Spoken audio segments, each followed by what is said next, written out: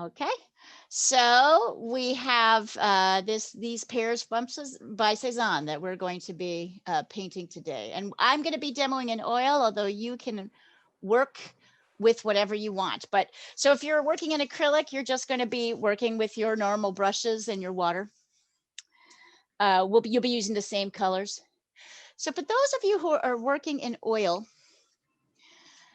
we're going to start our base painting with a paint and one color and a little bit of Gamsol. So you want to put this in a jar, a glass jar. You probably don't want to put this in a plastic jar. Well, I guess you could. It's probably better to put it in a glass or a metal container. I'm pouring about this much. Should look clear. What's really nice about Gamsol, it's like turpentine, but it has like virtually no smell. It's really, really nice. So if you don't have Gamsol, you'll be using turpentine or something else.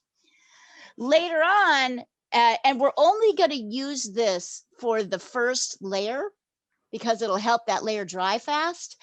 And then the only thing you're going to use it for is to clean your brushes in between paint colors. So just keep that in mind as you're working along. You do not want to put you really don't want like large amounts of Gamsol on your top layers because Gamsol is a paint thinner and a paint stripper. So it's great for the first layer because we're doing it, but then after that, it's really just a paint cleaner. It's a paintbrush cleaner. If we wanted to get our brush wet, we're later going to be using something called Galkyd Light. Could also be linseed oil or varnish. What I like about Galkyd Light is that it's another Gamblin product. So this is a company in Portland. Galkyd Light is very, it helps things dry faster. So it's a little sticky. It has more of kind of a honey consistency. But it's still like, putting in a little bit of your brush will help like the paint dry in a day or two rather than in like a week. Sometimes it takes like oil a really long time to dry, just depending. So, and I'm anticipating we might get this done today, but I doubt it. I'm not rushing that. So if we can do it, we'll do it. But if not, we're going to take 2 sessions to do this. So let's talk brushes for just a second. This is my favorite kind of brush. It's a 1-inch craft brush. Look at how different it is than the watercolor brush I was using for those of you who've been in watercolor. I mean, it's very thick. Normally they're a little taller, but I cut off the top branch, things because they were a little bit too mucky. And so I am going to be doing my base painting in this. I'm debating over whether I think we'll probably do a pencil drawing just to help get things in place and because I don't think it'll take very long. But we could also totally just do our drawing in paint. So actually, do you guys have a preference? Would you like to do your drawing in pencil first and then paint, or do you want to just try doing it in paint? I can try paint. You want to try paint? Because I can show you, this is kind of the next layer. So I would say, for those of you who feel unsure about your drawing, you will start with a pencil drawing of this. But for those of you who are feeling like a little bit ready to try, let's try doing our painting in this brush. Okay, so now I'm going to, well, actually, I think I'm going to keep this up for just a minute as we go. Well, I'll add it back in actually. Okay, so let's look at this subject. We are going to start as always with like a single color base. What ideas do you guys have about that base as you look at this? What do you think would be a good base for this painting? Color. A violet pink. I would do red. Yeah, either red. I would do either pink. So pink is kind of a reddish. I would say because pink is kind of cool color, and this is a very warm painting. So remember, we're trying to recreate what's happening here, right? I would actually go with either a cadmium red or a burnt sienna. I am going to go with burnt sienna. You can choose, of course, your own colors. Of course, you can do pink if you want to, see how it goes. So let's see. I'm going to start by putting a little bit of, oh, I just realized I don't have any of my paints over here. Hold on, let me do that. Can you bring them over?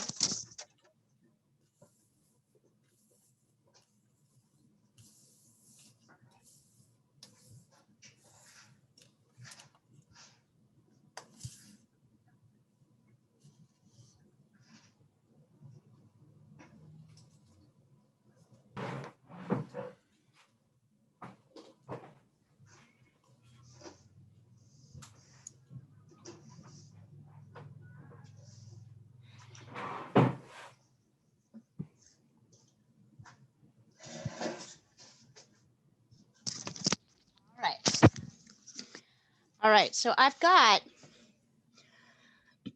a little bit of burnt sienna here.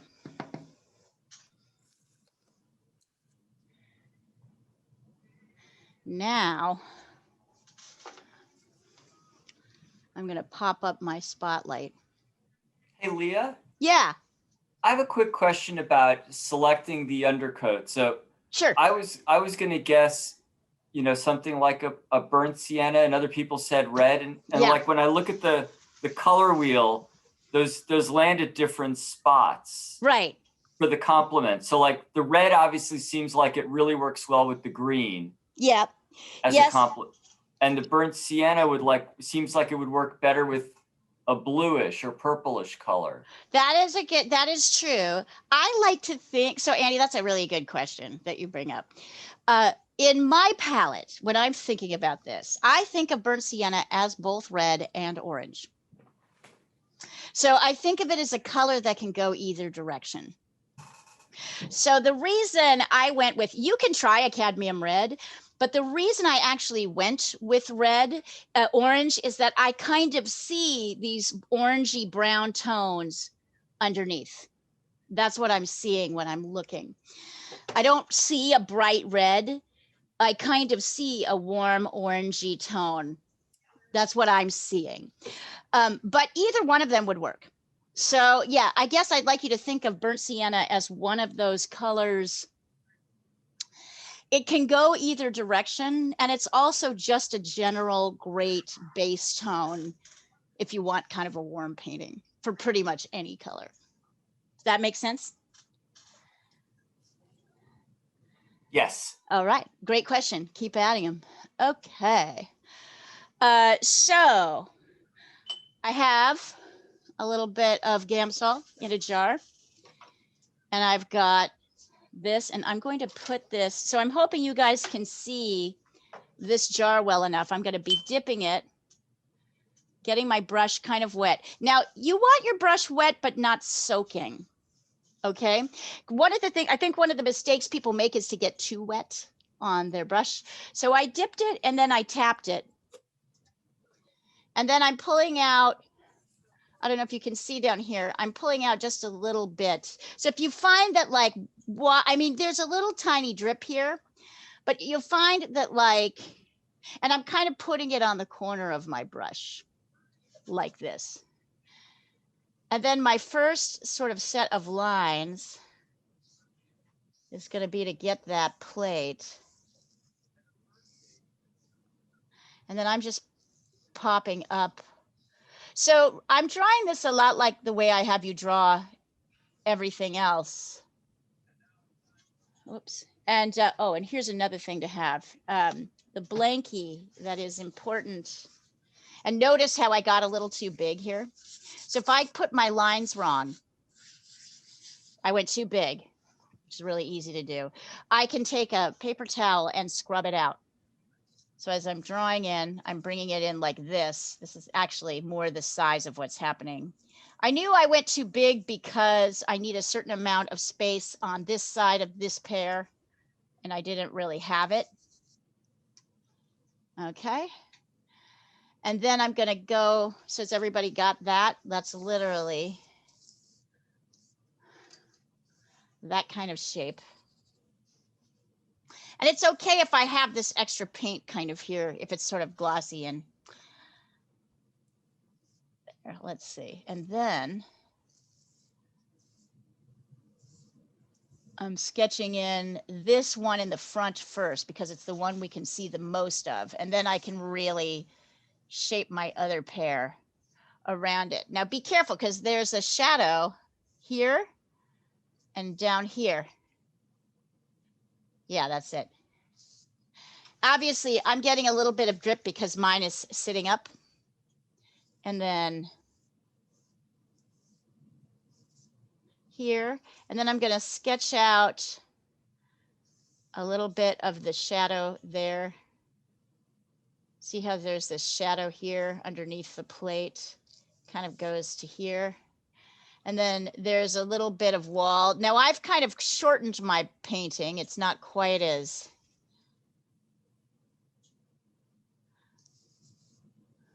but I am going to put the wall line as much as I can fit it in.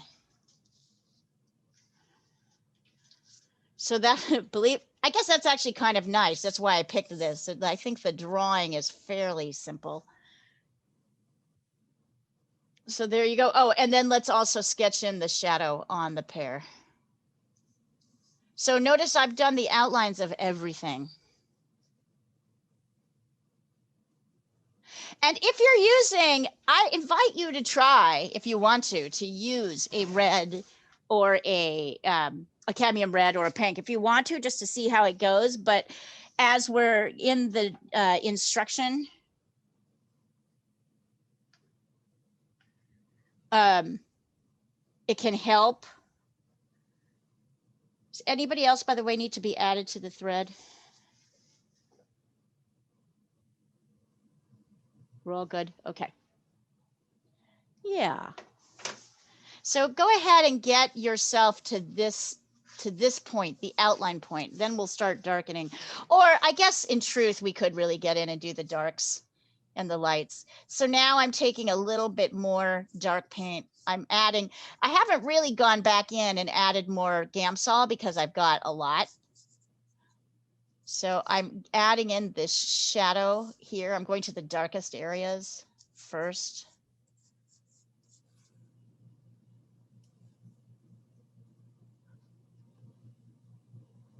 Shadow here. And then it's kind of dark here around the edges of the pears, except on this right corner.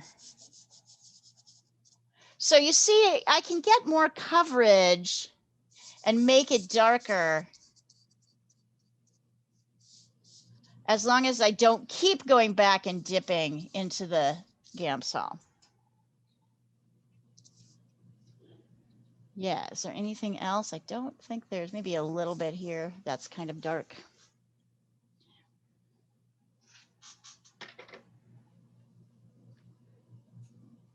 I feel like you guys can see this. I have my other thing up because I want you to see how often I'm dipping or not dipping in the thing. And here I'll take a picture of this just so you can see it.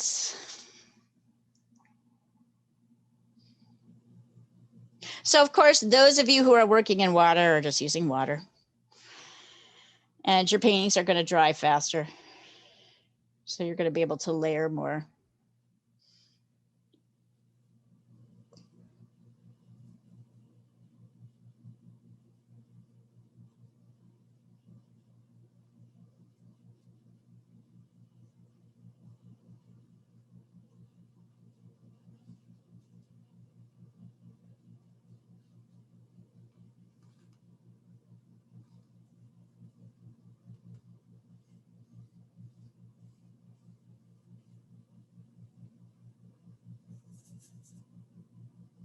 So yeah, when you're done with this stage, go ahead and send it in.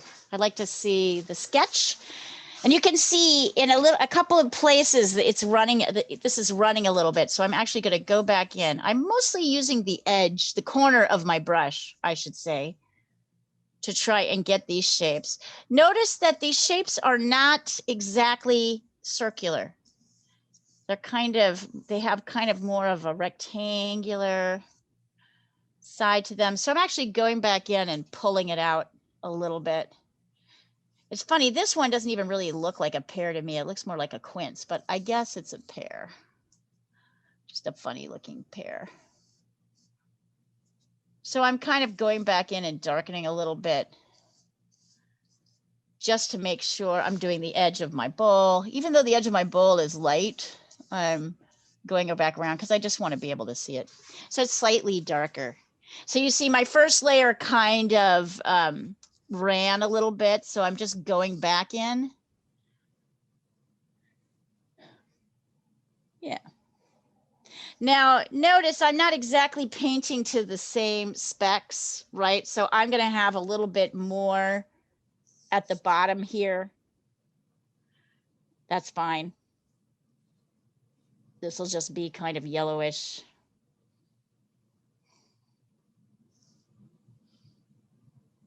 It's already looking kind of fun, isn't it? Kind of pretty. How are those of you feeling using using oil? How does the oil feel? Great. I'm so excited. It was like I've been dreaming about this. Yay! I'm happy. I'm happy. Good. Andy, how does it feel for you? It's been a while. Yeah, I'm still catching up here. Mm-hmm. Take your time.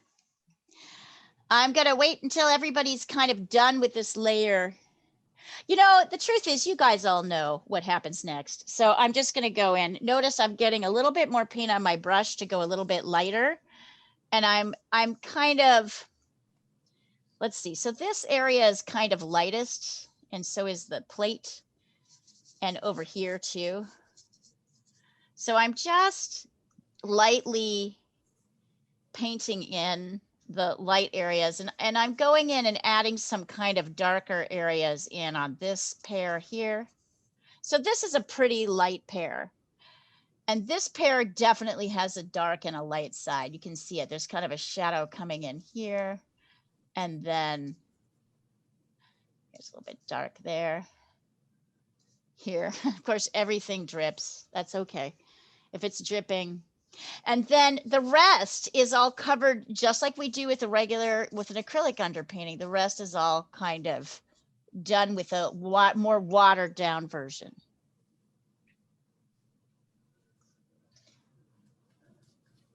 I'm even going back in and kind of darkening with my shadows. So my, you know, things kind of lighten up on this stage because we're using paint thinner, right? So the paint, so I'm just coming back in and kind of darkening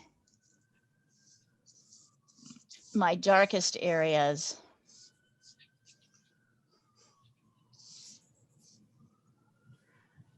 The drips aren't, I don't worry about the drips. I have friends who say the signature, my signature is the drips. I should not get rid of them at all. All right, and while you guys are finishing this, I'm gonna go grab the rest of the colors that I need. Hold on, flopped open here. I have to say it feels good to have oil in my hands too. All right, hang on.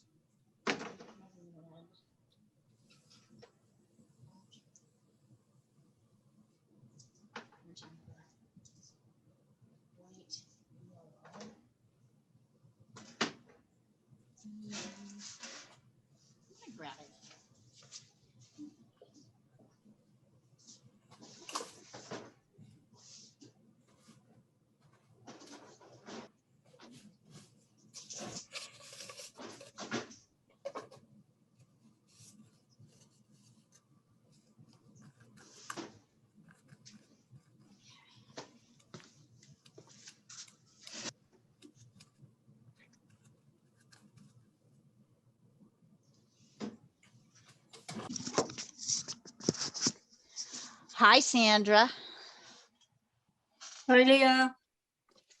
I'm glad we have this class so people could hop in when we lose, we miss our pastel addiction, right? In the morning. I actually these days are more obsessed with painting than pastel. So Good. So this is a and good it's class to feels a be bit in. too much to do both. So I was kind of glad it got cancelled. Yeah.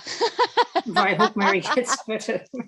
I hope so too. She's a toughie. I've never actually once had her call in sick. So I'm like, she must be feeling really terrible. She's a super good sport. Like this is a woman who does not complain at all. So I'm like, uh-oh. All right, I am going to put out the palette and you guys won't be able to really see it very much. So don't stress out. I'm going to pull it in so we can start doing some mixing, but I want to lay it down first while you're still finishing your. Can you just tell us what colors you're using? As I'm putting them out, I will. Okay. Yes. I'm putting out some cadmium yellow.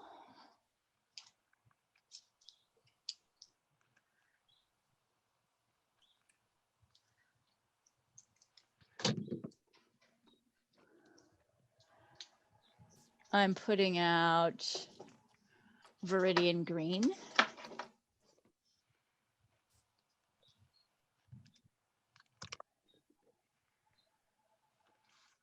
We've already got our burnt sienna on there. I'm putting out ultramarine blue.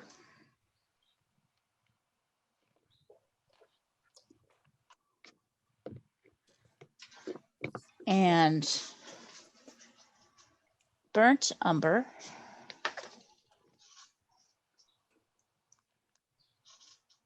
Oh my God. Natalia, I think I was waiting for this class to go this direction too. I'm loving it so much. I'm just really enjoying burnt umber, cadmium red, medium or light, either one is fine. You can grab either one. And a little white. I'm going to add, and then I'm going to suggest, you've seen one of these colors. If you do not have this color in your palette, don't worry. I'm going to introduce it. You can look and see what it does. And if you decide you like it, you can get some yourself. So we're going to put a touch of a yellow ochre.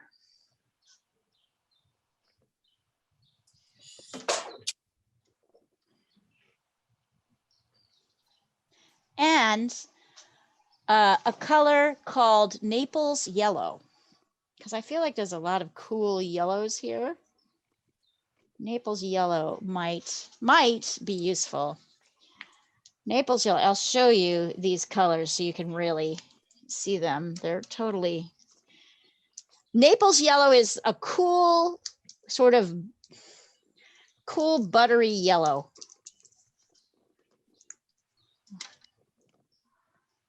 And it's a really neat color. It does a lot of pretty cool things. Okay, I'm going to label this and take a picture of it so you've got it. So actually, I'll just put it up here and then we'll stroll all over it. Cad yellow, yellow ochre, Viridian green, old blue. So by now, you know me and you know my colors. A different teacher would use different colors because a different teacher has played with different combinations. But we artists, like everybody, I suppose, are creatures of habit. Is Viridian the Naples. only green you're using? Yep. Let me take a picture of this palette so you see it.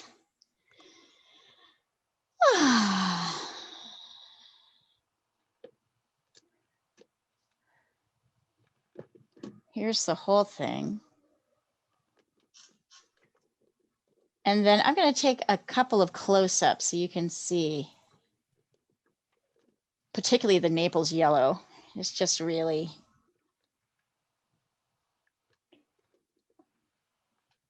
there we go. Okay. And then I'll move this. So for those of you who are using oil, I'll wait to see your pictures. I'm not in a rush. We are not in a rush here. No rush. No rush at all. So don't worry about that. Oh, and I need a palette thing. Oh, nope, damn it. Nope, nope, nope. Ugh, the setup. It's all about the setup. Hang on. Ah! Don't mind me.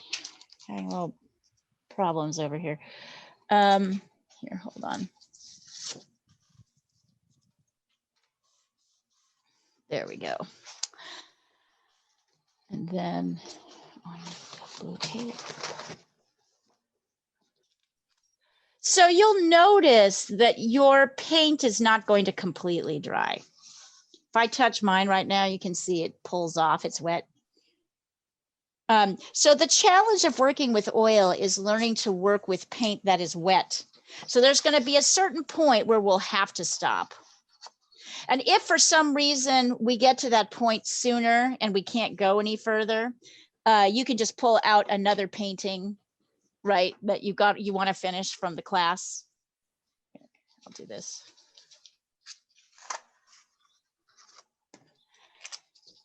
And there we go.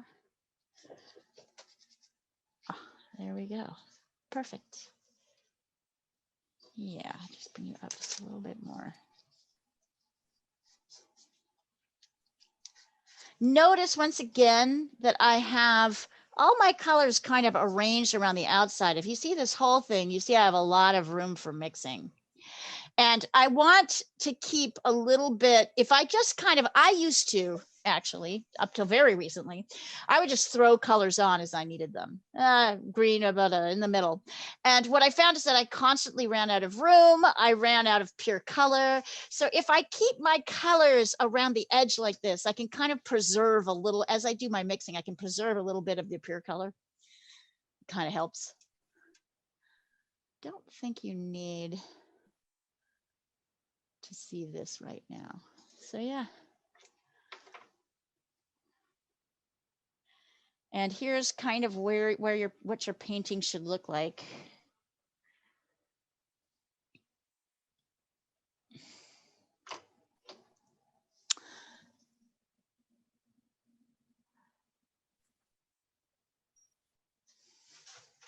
I'm gonna grab a palette knife and I'll be right back.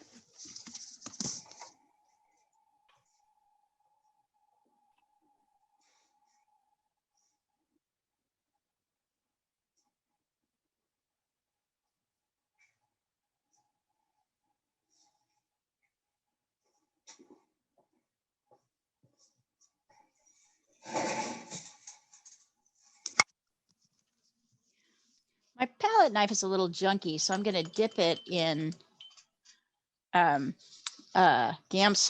and see if I can get some of the extra paint off. So none of the paint that's on there that hasn't, anything that hasn't dried is taken off, so it won't be mixed. This is a bad way to treat your palette knives. Don't do this. Better to have your paper towel with you and you're constantly scrubbing it off. I have so many projects going right now at so many levels. I'm going to use that as an excuse to say why I don't clean my materials carefully, but don't let me give you excuses. It's a bad habit to get into. It's better to clean off clean off your materials. We'll talk about cleaning oil paintbrushes later. I'll talk to you about that before the end of class. There's all kind of brush cleaners and things you can buy. I tend to use Murphy's oil soap, and I have a can of it, a sort of a jar of it, always next to my sink. So particularly if I'm in a rush and I've got my paints, I don't have time to clean off my paints at the end, I can actually dip them brush down into the Murphy's oil soap, let it soak for a night, and wash them in the morning.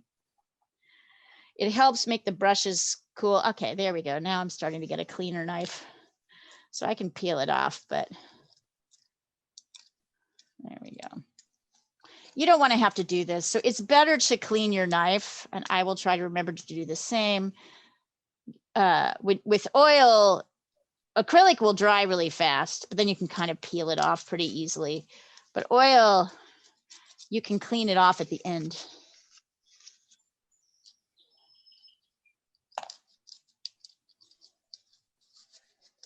Yep.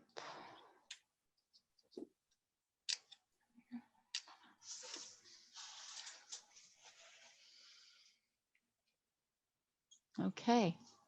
Have I seen anybody? Send me a picture of what you've done so far.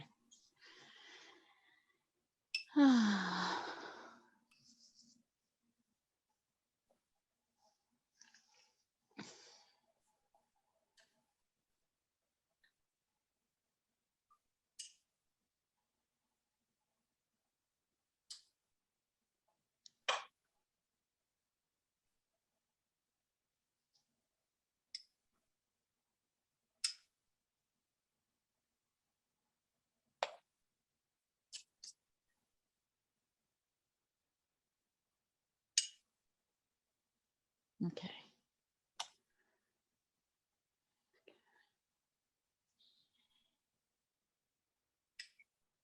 Yeah, nice, Natalia. Good. Good, good, good. See how already your painting is starting to have a little life to it, even with that base layer? Yeah. Looking like something. Looking like something. Looking like something. What do you guys think of this painting of Cezanne's, by the way? It's pretty nice, isn't it? Lovely. Yeah. Yeah, it's I really. Yeah, I actually just finished a biography about Renoir. Oh, and, nice. And also I read about Cezanne and how he set up his still lifes, how carefully he did it. Amazing.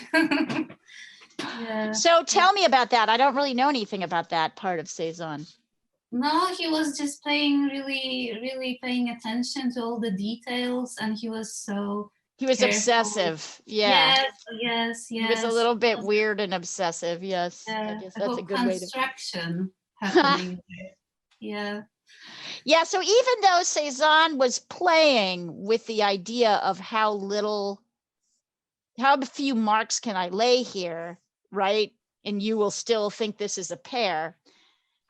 Like, really, Cezanne was playing around with neuroscience, right? He was playing around with how few lines can I make and still make you think you're looking at something? How few lines can I leave? Which is now how we all think of painting. Like funny, like he completely influenced painting, although at the time it was quite radical. And it's was actually still- a very much like Chinese painting is very much like that. The essentialization, the simplification, right? And Japanese too, as well. Yeah, absolutely. Yes, that's what I meant. It's the Yeah, same yeah, tradition. right? Like, so this idea of simplification, although it's interesting, I feel like, and I think that's why Japan had such an influence on Impressionists. Like, right, the Japanese and the Chinese painters had such a huge influence on Impressionism. That they were the people who they looked to. That tradition was where those painters looked to loosen up. So interesting. All right. Jean, I want a paint everywhere. I see you've got a light pale layer. Make it a little darker. The darker part, make your lighter area a little bit darker. Looking here, looks good. Looks good. Looks good. Good job, you guys. Anybody else want to send a picture of theirs over?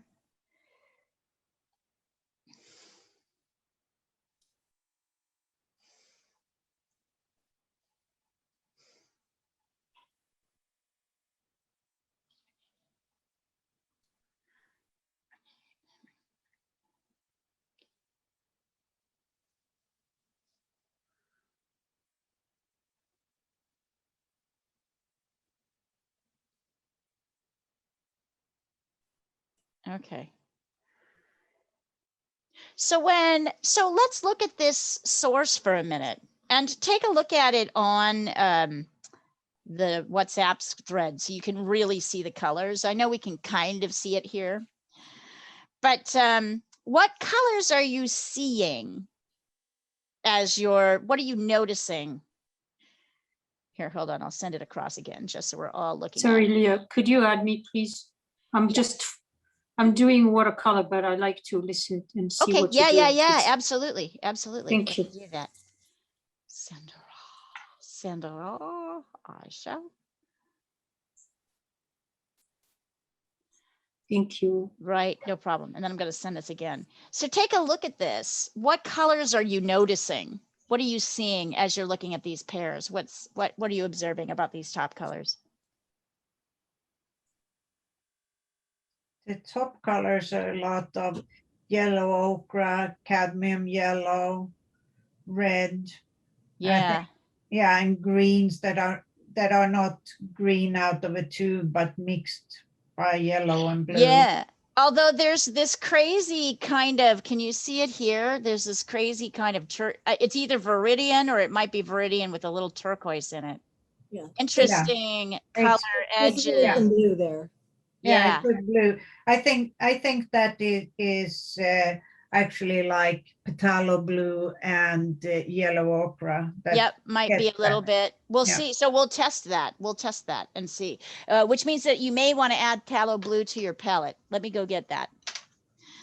And then a lot of purple and yellow ochre in the back, and Isn't that blue. beautiful? Isn't it Yeah. beautiful? There's a lot of color actually Yeah. going on.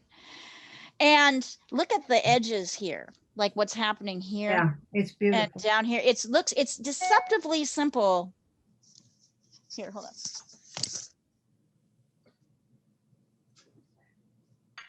Might have to do this one too. I really like it.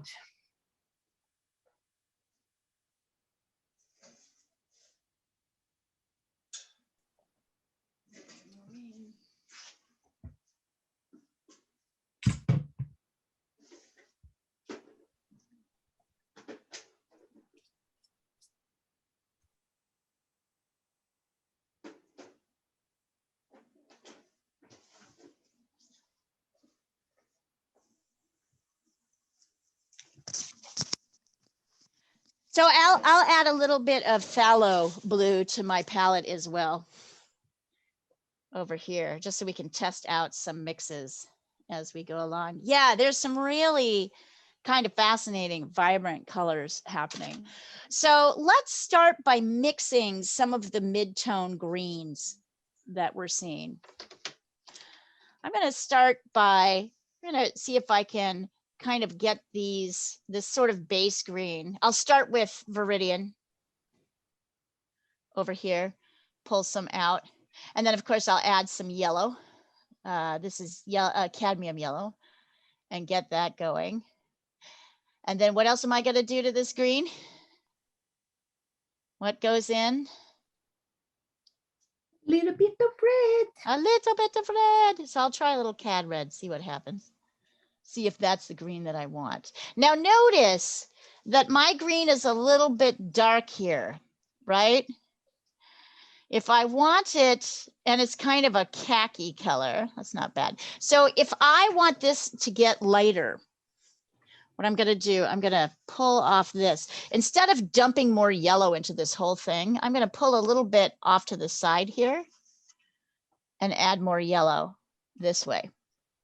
Because what will happen is you'll have this, so I'm using a little bit of that to create a kind of lighter version.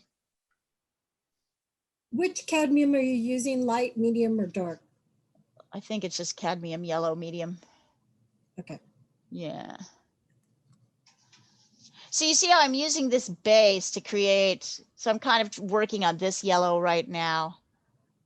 Now this is interesting because I also see some kind of cool tones in the blues, the greens that are happening here. I'm either going to get that by adding a little white to this mix. Let's see what happens when I do that. So I'm going to pull a little bit of white up. So you see how I have this base. Gesundheit. Thank you. Oh yeah, I think that does. That's kind of nice. I have this base to create a kind of cooler white, but I also feel like I want a little bit more of the just the basic Viridian green. So that's looking closer. Yeah. So this one, I definitely need more yellow. This one is Viridian green, cadmium yellow medium, and a touch of red. And this one is Viridian green, cadmium yellow medium, and a touch of red. And then I pulled down, added some white, and I added some more Viridian green. So I have a kind of cool red and a warm red. Now, the last thing I'm going to test, since I've got it here, if you have Naples yellow, you can go ahead and try this. If you don't worry about it. So I'm starting again by mixing Viridian green, touch of red, touch of cadmium yellow, right in my base here.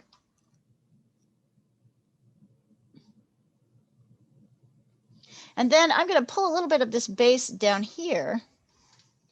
And I'm going to add a little Naples yellow to see what happens to that color. I'm not sure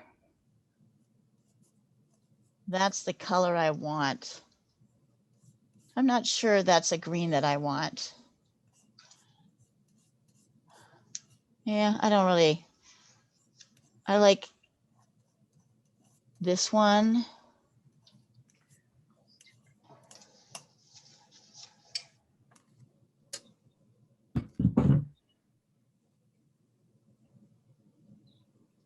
I'm not sure Naples is helping me here. Naples might be more of a background color, but you know, I'm trying all the mixes. So I'm kind of trying to get like, there's like 3 or 4 greens happening in here. I also see that although this is fairly yellow, it's got kind of a green underneath. I wonder what would happen if I added more yellow to, if I added some Naples yellow to this. We'll see. Oh, now that gets a little bit more interesting. Oh. Now we're getting somewhere. That's kind of interesting. So it's kind of like an amounts thing. This base is, I'll write it down, is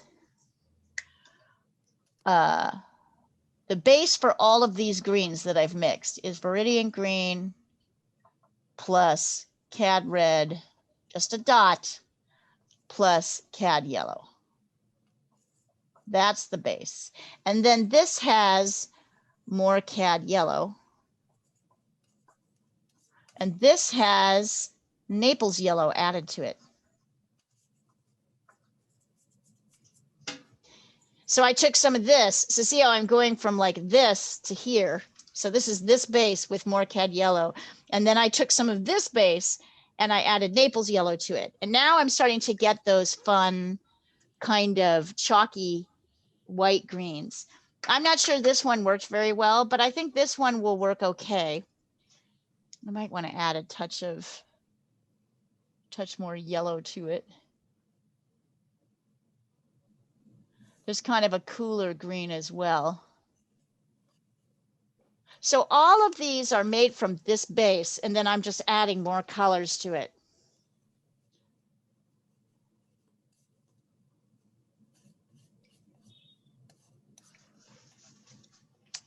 What color should we mix for the shadows?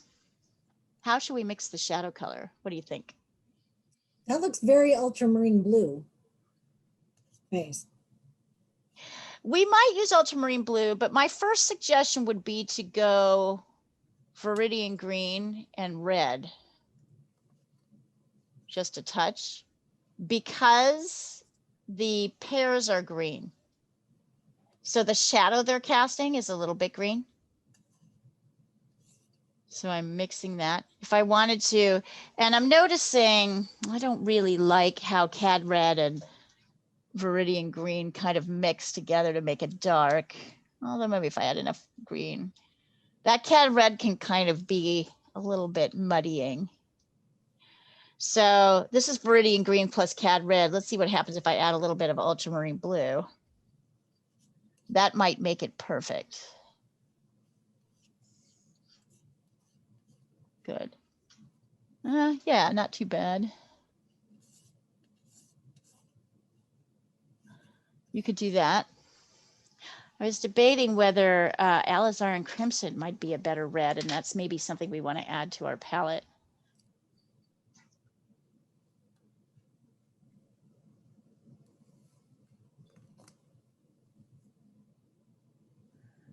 Hold on, let me get some. So I'm experimenting here, right? I'm kind of, and here's what's awesome about oil paint.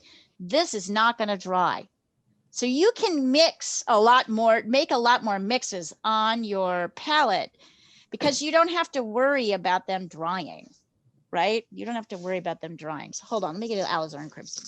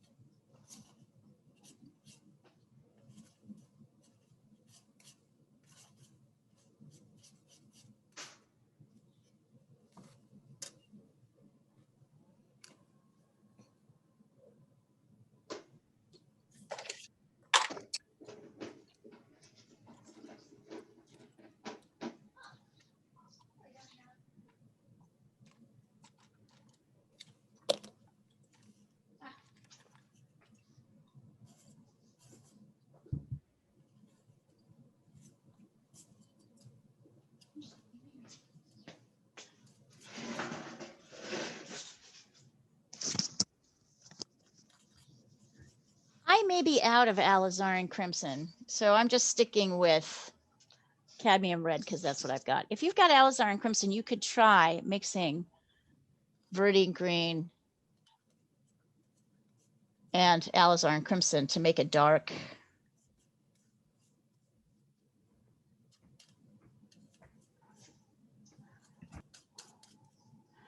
And there's this kind of dark bluish shadow color on here. Let's try what Diana was saying. So that might be, you could try a little bit of phthalo blue. I'm going to mix in a touch of burnt sienna, a little bit of orange in there to knock that back just a little bit. Maybe a touch of white just to see what it does. Oh, yellow ochre, you were saying. Let's see what happens there. Oh, did you do that?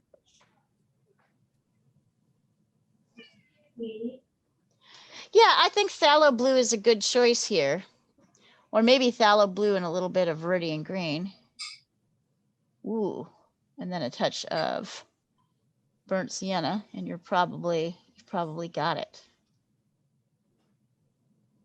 Not sure if I'm a fan of the yellow ochre. I think yellow ochre flattens. This is kind of a bright color.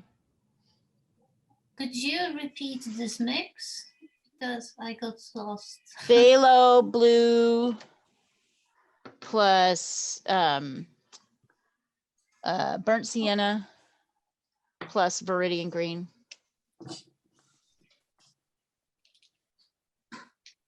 I'll write it down.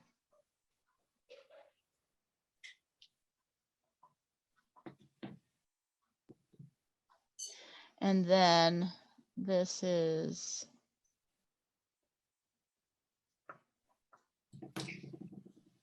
more green.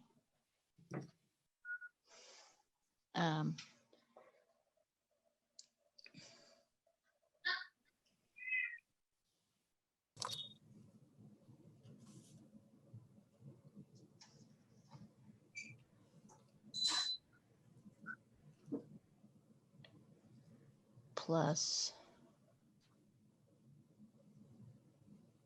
Oh, and about Cezanne and placing like the still life, he used to put like small objects behind the fruit so it would stand in a particular way because he wanted them to, you know, to see Have a them. look. Yeah. Yes, yes. So he made them stand one way or the other. Okay, Andy, not bad.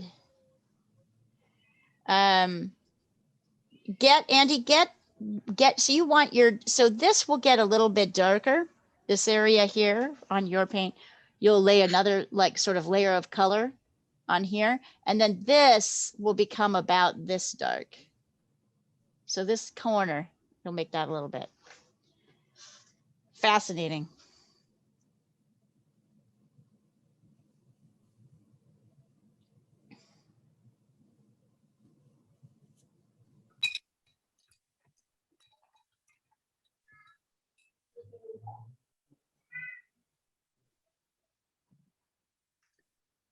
Somebody's cat is complaining. I know who that is. That's one of Sandra's cats, right, Sandra?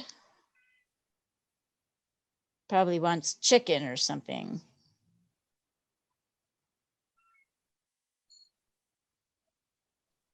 All right, let me take a couple pictures of these so you can see these color mixes. We're just trying to get a few kind of mixes so we can start laying down. So there we go. There are these two mixes. There is.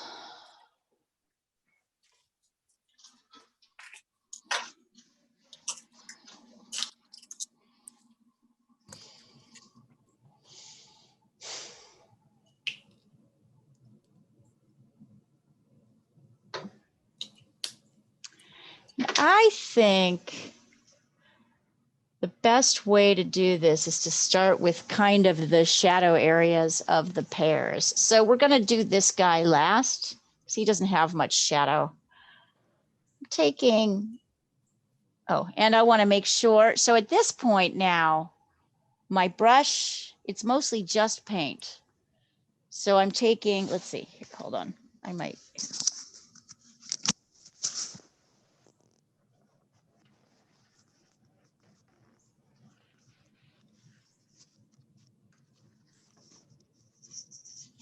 I'm going to put my other thing up so you can see what I'm doing here on this side. So I'm cleaning up my brush, which had a lot of burnt sienna on it, right? Because that's what I was using. I dipped it in Gamsol. I'm squeezing it out so it becomes dry. And now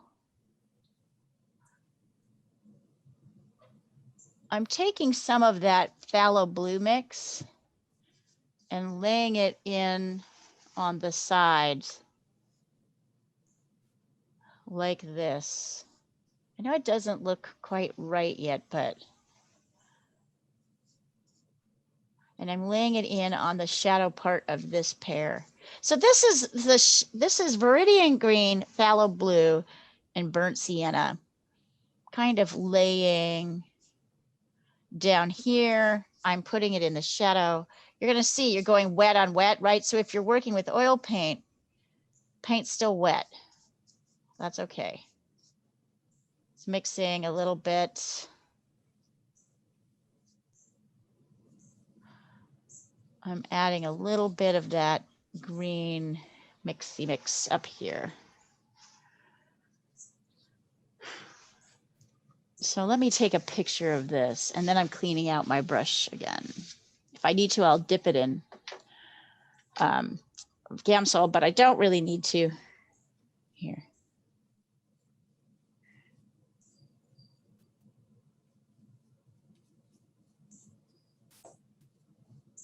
So sorry, silly question.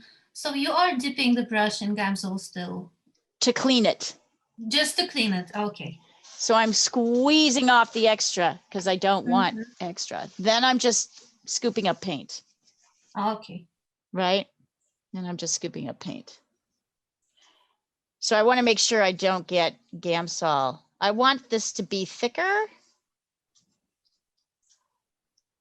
I want this paint to feel kind of thicker. I know it's lighter here. It's okay to be a little bit dark at the base. Let's see. And actually, I'm getting in that.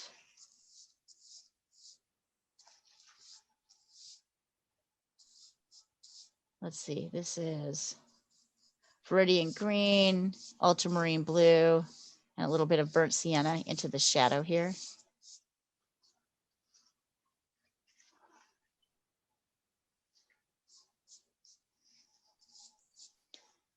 Like that. So I just laid in some green on top in the areas that are darkest.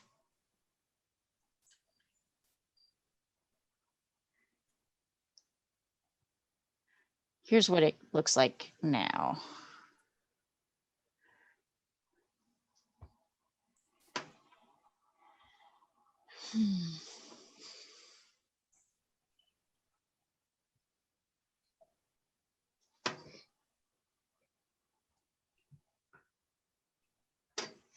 Now you'll see this is pretty dry actually. So after a while, like this should dry. This part here is pretty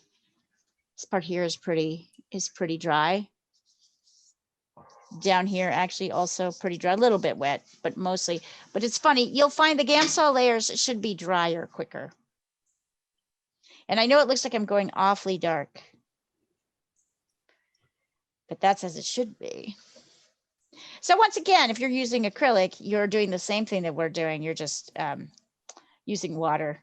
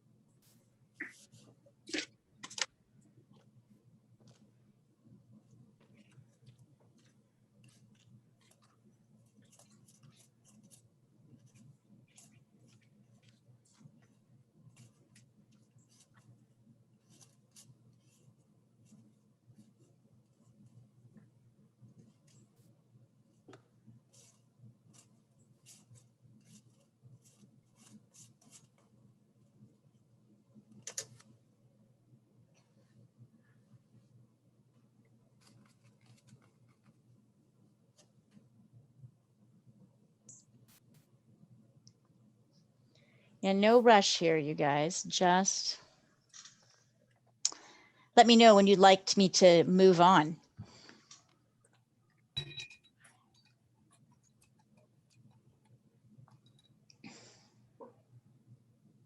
I don't want to go too fast. This is slow, you know, like slow food, and this is slow paint because we have 3 hours. So there's no rush. We don't need to finish it. Yeah, but an hour has already passed. Has it? Wow. That's nice. God, it is amazing, isn't it, Diana? Like you just, it goes like, Yeah, yeah. too fast.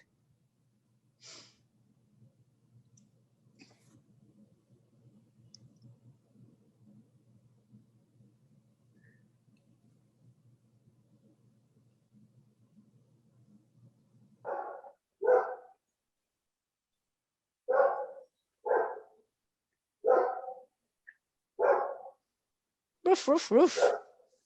That The must be Washington dog. Andy's. Is it a Washington dog? Yes, a I rude thought it was Washington Andy's dog. dog, a rude Washington dog. He lives 2 doors away. I call him the guardian. He barks at everything. He has a, yes, That's including me. awesome. He has a very loud bark. I think he's a bit untrained.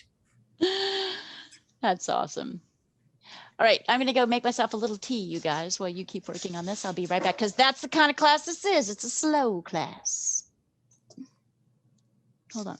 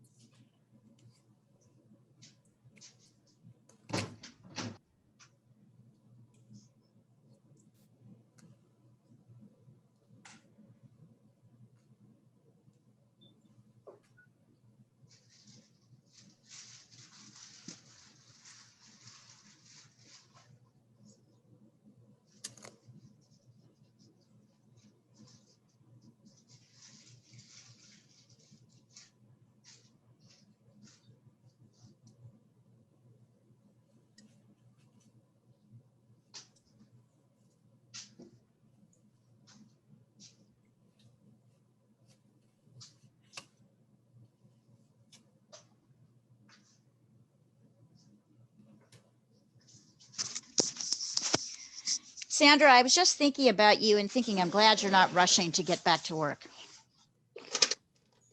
No, I don't miss it. I bet. Yep. A bit worrying. In fact, I'm dreading it. I have nightmares about it. It's too bad you're not old enough to retire. It is. But a part of a problem also is living in America is I need that health insurance because That's true. this cancer has a high recurrence in the first 3 to 5 years. Oh yeah, you need it. You're right. You're right. So You need it. You can't. I reckon I need to stay at least another 3-4 years.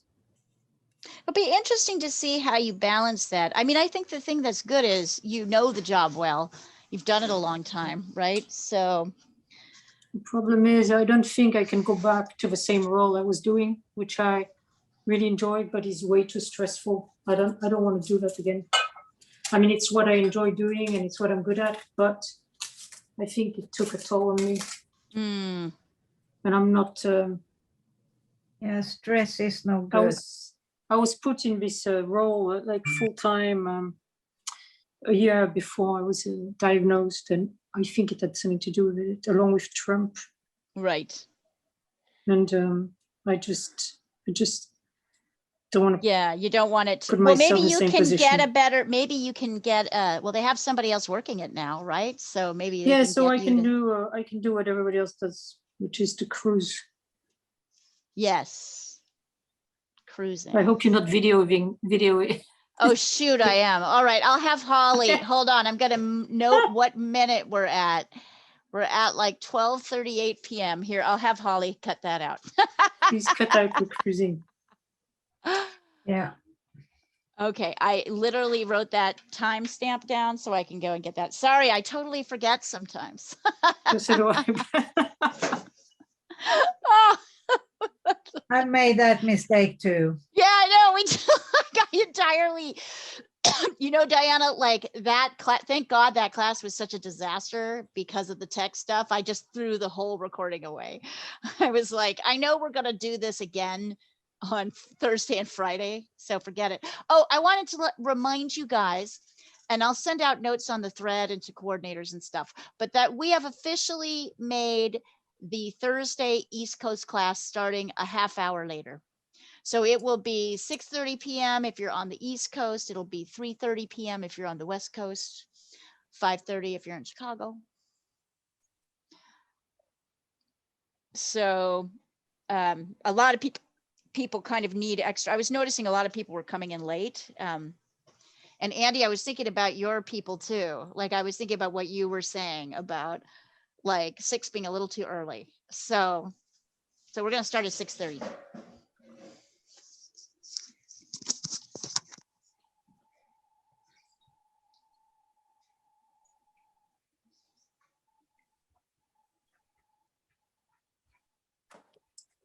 Sorry, guys.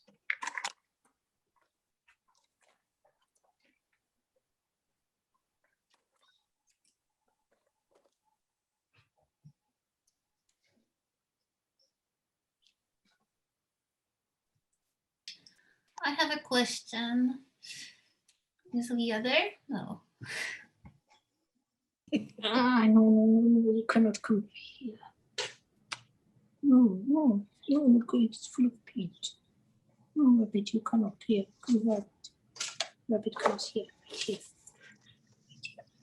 Is anybody ready to see me start to lay the midtones in? Yes. You ready? Okay, let's do that. Sorry, I'm kind of waiting for you guys to tell me. So if I'm waiting too long, you let me know. All right, what did I do with my? And before you start, I actually had a question. You Yeah. only use the shadow colors, right? Yeah, You yeah, didn't- yeah. I only Yeah, laid okay. down shadow colors on the top, and they're a little bit on the bluey green side. They're not exactly the way I want them. All right, so I'm making sure my brush. So I have green on my brush. I think it's okay to kind of scoop up a little bit of the mid-tone colors while not wiping off too much of the green. And notice here, let's see. I'm actually mixing more of the color because I want a lot of go. paint on my brush. Ah, shh. Go away. You cannot come here. Naughty, somebody being naughty over there. Somebody wants to be on top of my painting. All right, so I am wanting a lot of, I'm kind of trying to scoop up as much paint as I possibly Oh, can. no.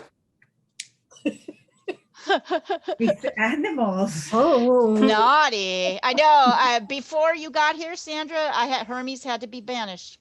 Oh, really? He's in his Totally. patio.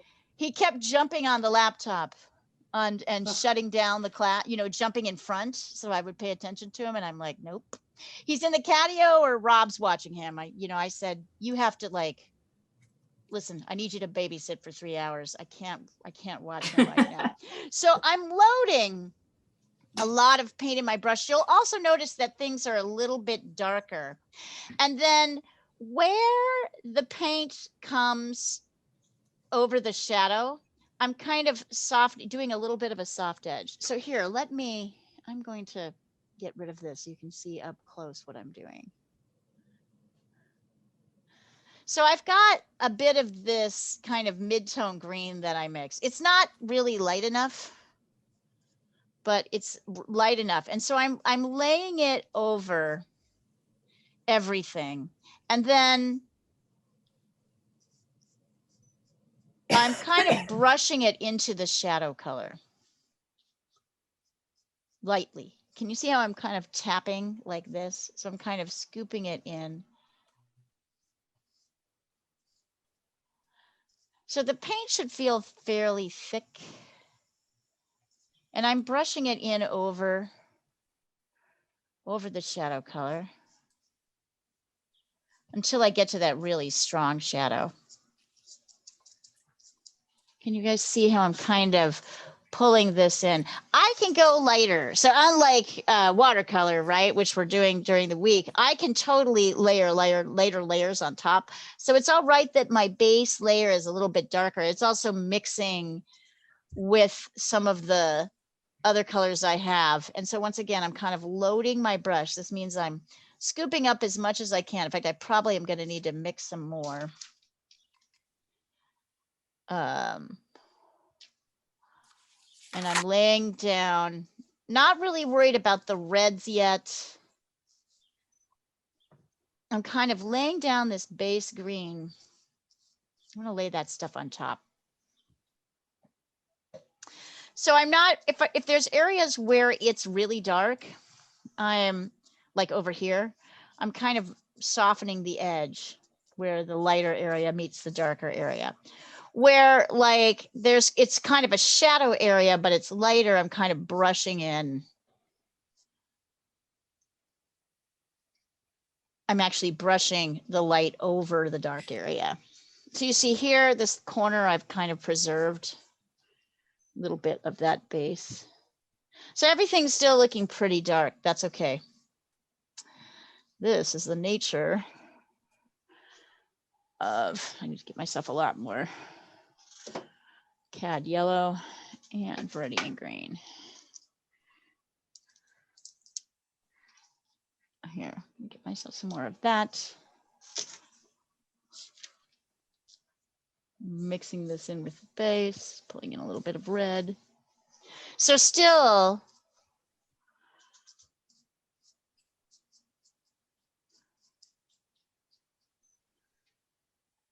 this is kind of where, and I'm not really, I guess I can put a little bit of that mid-tone green in there. So this is the next step. Hold on.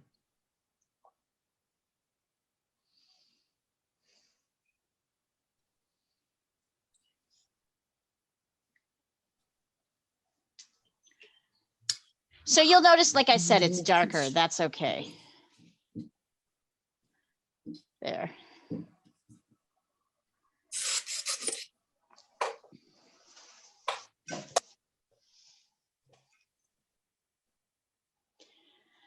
And then I'm going to clean my brush out.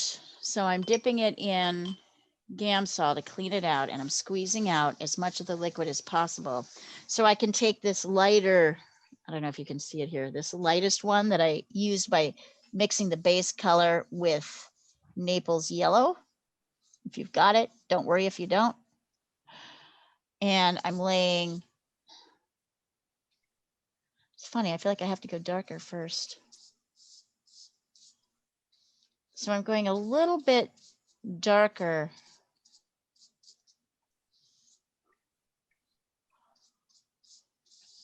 There we go. I'm light, but I'm not. I'm sorry, you can't really see that. There we go. So just notice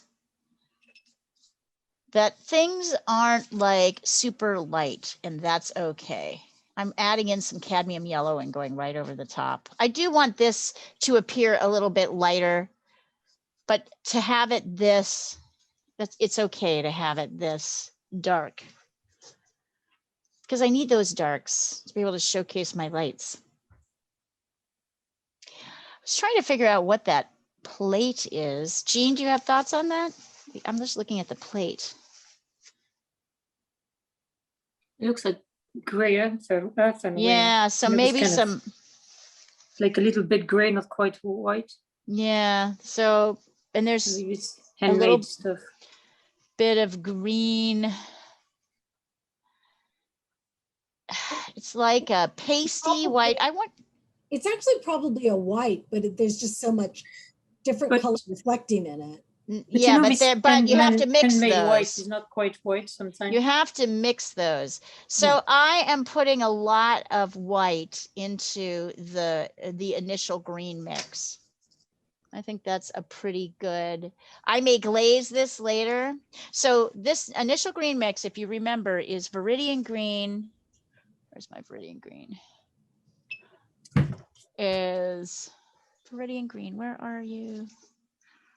Here it is. Is viridian green, burnt sienna. I have this mix, and I'm adding a lot of white to it. So viridian green and burnt sienna is mixing complements. So that gives me, right, so I know that I'm going to get a kind of grayish color. And then I'm adding white, and then we're adding white to it. Oh, and I guess I'm adding a little cadmium yellow as well. And then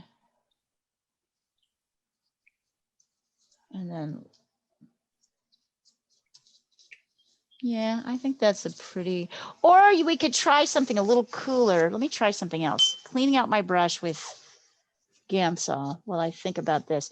We could try like viridian green, Naples yellow, and then a touch of cad red and white. Ooh, that's it. That's totally it. Viridian green,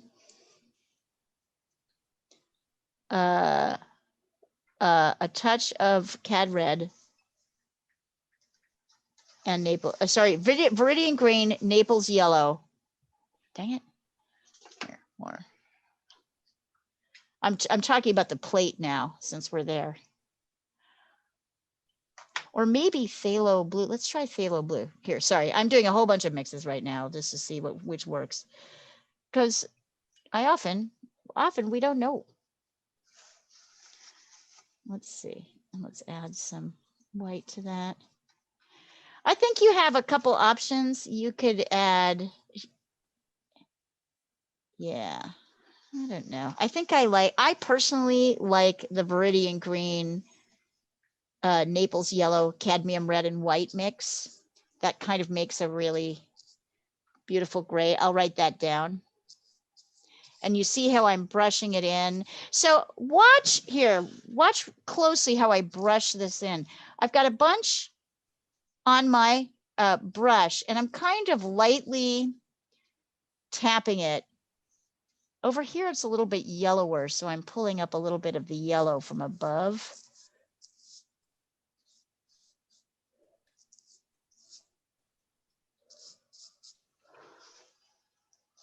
Notice how much you're able to do, and I hear it's a little bit darker, so I'm putting a little bit more green.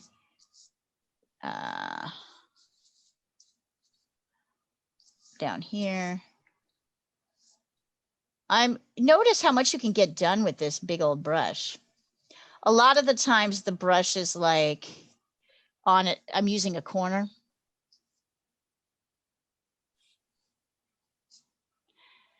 And then I'm bringing in a little bit of that blue shadow here.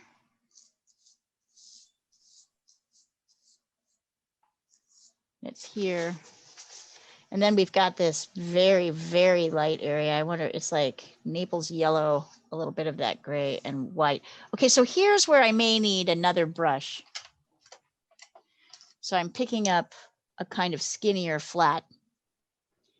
I use a lot of flats. You don't have to. I must say, Leah, I'm painting with my flat, this koala, and I'm really enjoying it. It helps, doesn't it? Oh, good. I So love it's it. going well. So it's going well. Well, I guess you'll see. All righty. Good. Yeah, I think flat is really good for fur, right? Yeah, Now, I really love it. yeah, it's good for fur. So guys, notice as I'm trying to add in my light, there's only so light I can go because my paint is still wet. And so the lighter paint is mixing with the darker paint. That's just the downside of oil. You cannot wait for it to dry. I'm going to have to wait. I'm going to have to wait to do the lightest, brightest areas, the finishing touches next week. But I can start to lay it down. This is a really perfect, like if we're going to copy any painting, what a perfect painting to copy. It's very satisfying. And then I'm bringing in a little bit of this lighter color and down here into the shadow. So it's mixing and blending a little bit. Right. This is probably about as light as I can go on this layer. At least for this front area. I'm going to have to wait till it dries to be able to go darker. Whoops.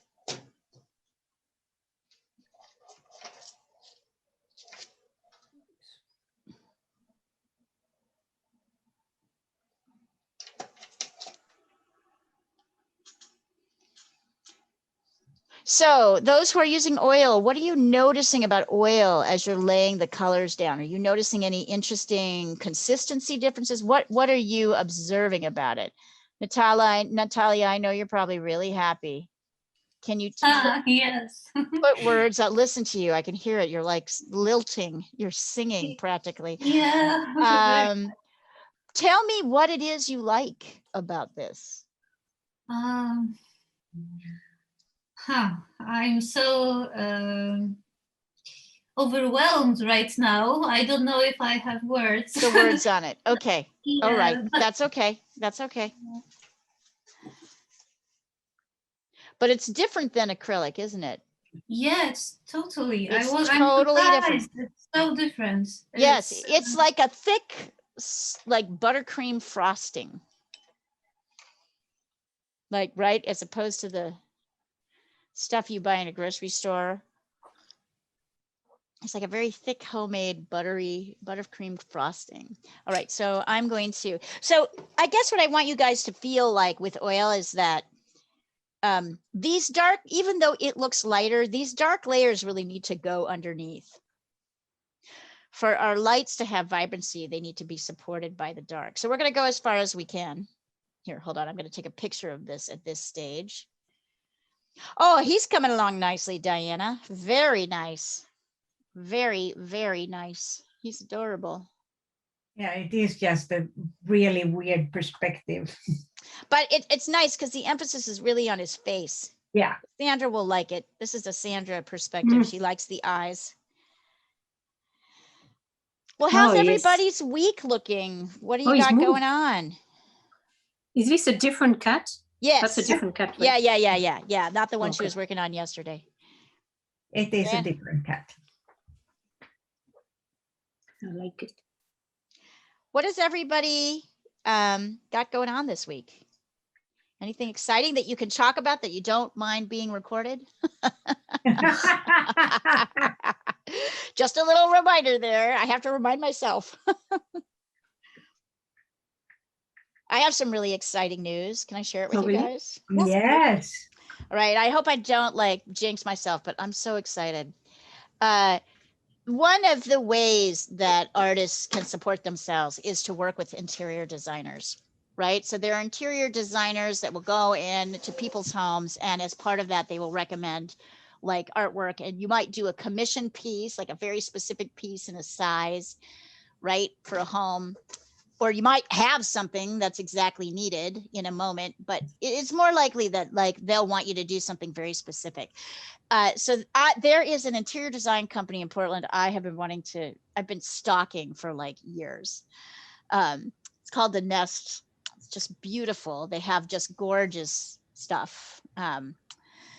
And I've been following them on Instagram and trying to figure out if they ever did calls for art. They do not. And then at some point they mentioned that they had an art dealer who did their art buying for them. And this woman doesn't really like me very much. So I'm like, damn, I just have to give it up. I have to give it up The Nest because that woman is a gatekeeper. She doesn't like me. It's easy to piss people off in Portland. You don't have to do much. She's never going to she has her favorite artists. I'm not one of them. So I was like, I just give up. And then I have an art dealer who occasionally shows me work. And he called me last week and said, there's an interior design company that's interested in seeing your work. I was like, which one? He said, The Nest. So The Nest is like wanting to see my work. I'm like, oh my God, The Nest. Oh my God, The Nest. So I hope I'm not jinxing myself by telling you it, but he's coming to pick up a bunch of paintings on Monday to show them. And I really, really hope I can do some work for them. That would be Cool. Wouldn't that be neat? I'm like Yeah. really stoked. Oh, by the way, I'm kind of forgetting about this little stem here. I forgot to kind of put it in, so I'm going to add it in right now kind of darkly. I'm just using yellow ochre and my skinny brush. Here, I'll add that in. There's the shape of the stem here, and then there's the shape of the stem here. I'm just using a little yellow ochre. It's dark, so you won't necessarily see it. And at this point in the game, once I kind of get the grays in here, I'm going to go back in and add darks. I want to add darks in the background. So I'm looking at this dark, and I'm going to try, first I'm going to clean out my brush because it's got a lot of white on it right now. So I'm going to really clean that brush out. Notice all of this is being done with that 1-inch craft brush.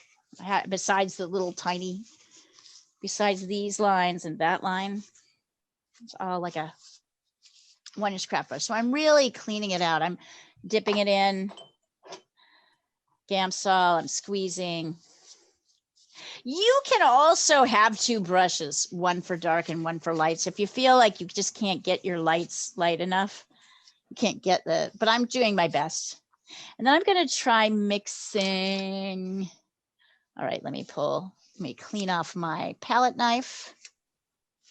I'm going to try mixing burnt umber and ultramarine blue as the kind of dark base. And I'm going to add a little viridian green because I think there's little bits of green everywhere.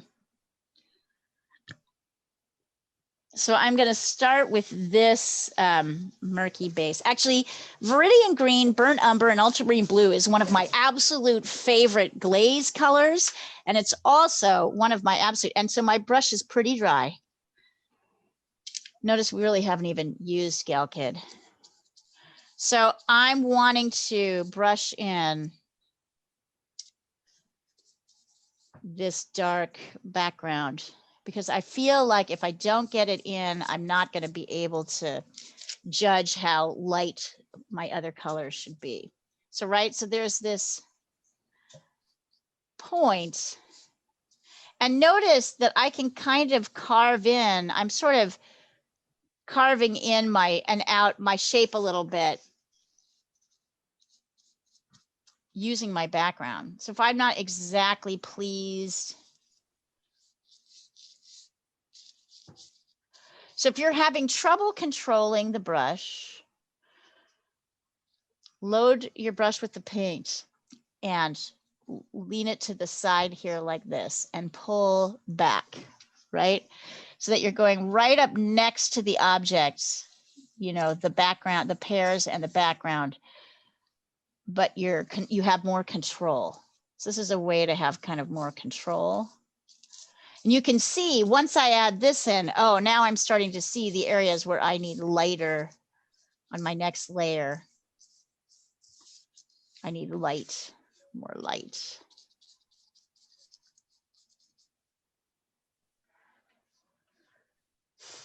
So there you go.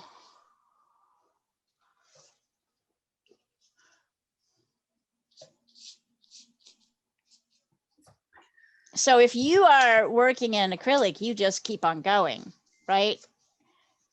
We're also going to put in this background. So I'm looking, it looks to me like yellow ochre. I'm trying to figure out kind of what this shadow color is on this light side. I think it's yellow ochre plus a touch of purple. So I'm mixing red and blue, get a little bit of purple, and I'm mixing it in here. Yep, I think that's probably what's happening. So I'm just taking a little ultramarine blue, a little cad red, it's kind of a muddy purple. And then I'm adding just a touch of Naples yellow, if you've got it. So I've got this kind of weird khaki green color, which I think is pretty close to what's happening. May not be exactly right. Leah, Yeah. I'm gonna need some guacamole after all this yellow green. It's making me crave guacamole. Mm-hmm. Totally.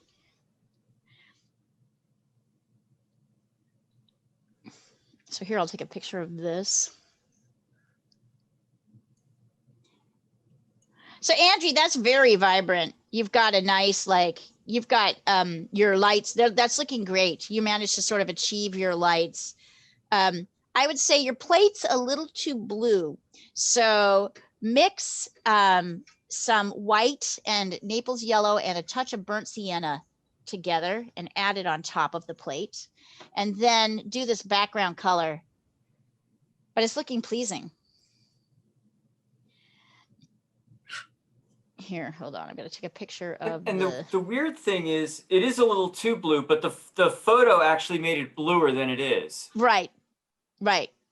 So it's better to look at the actual thing on the thread. I have the photo here just so we don't. Here's this kind of.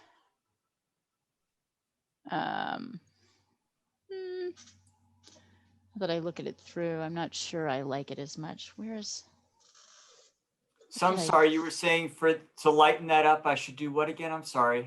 You should do blue, burnt sienna, white, And a little bit of Naples yellow if you've got it. Okay. If you've got it. If you don't have it, don't worry about it. Would a light cadmium yellow work? You could try it. Okay, thank you. Probably be a little different, but I think it'll give you a good effect. Is anybody enjoying this? I feel like you guys are picking it up pretty nicely. Here.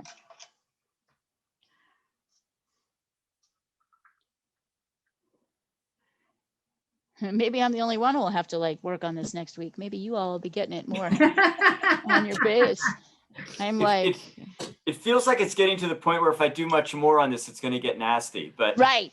So you want to actually give yourself a break.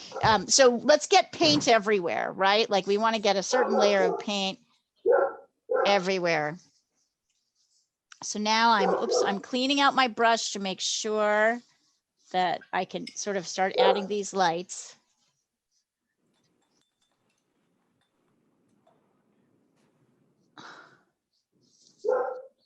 Let's see what happens here. Yeah. So I'm adding in kind of this shadowy color, which I got by mixing ochre, white, and a little bit of purple. So a little bit of blue and red. So there's this like kind of shadowy mustardy color happening here.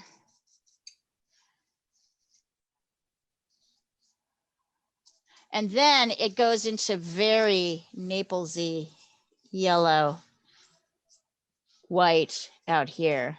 It's mixing with a lot of other colors. Let's see. Let me get some more pure Naples. I've managed to do a lot. Yeah, I think that's like pretty much Naples with just a little white. Naples yellow with a little bit of white is kind of this light corner area. And I'm giving it a soft edge. I'm kind of tapping. So do you see how much easier it is to blend? Because your sides don't dry so quickly. So you can, lay something down. I laid this down, I don't know, like 20 minutes ago or something. And now I can kind of add that soft edge, kind of tapping. See how I'm sort of tapping to get that soft edge in. Everything's still wet, so it's easy for me to do that.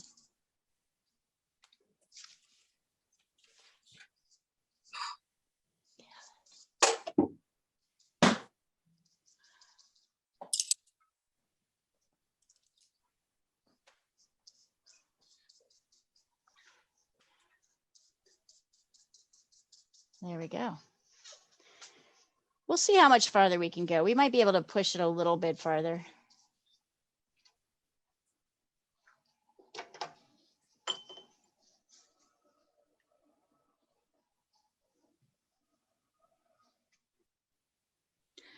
Let me take a picture of this so you guys can see it.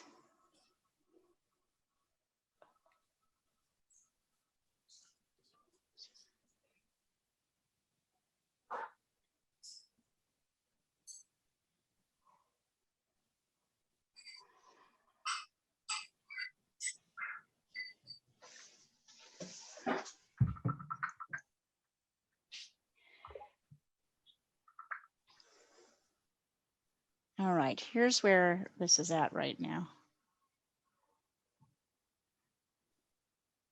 I think I'm getting oil on my camera here. Hold on. Let me try that again. Let's ignore that one. This one should look a little bit better.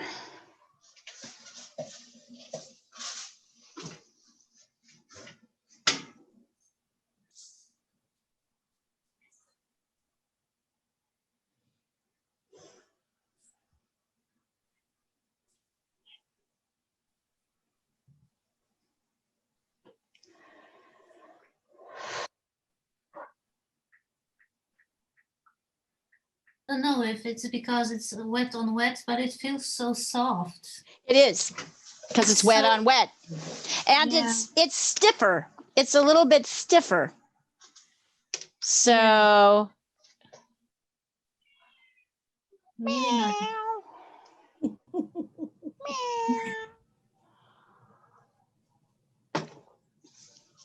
Sandra, where's our chicken breasts?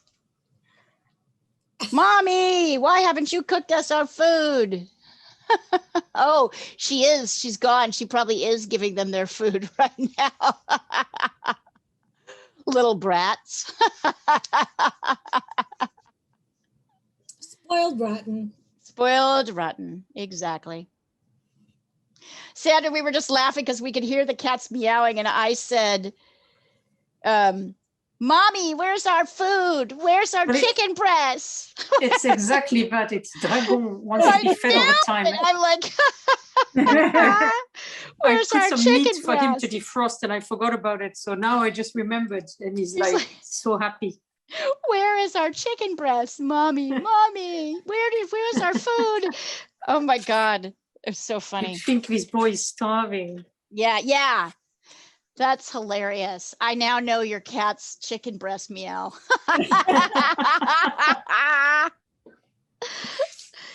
Have you ever read the Agatha Raisin mystery series? I don't know if you're into mysteries. I love them. I find them to be very.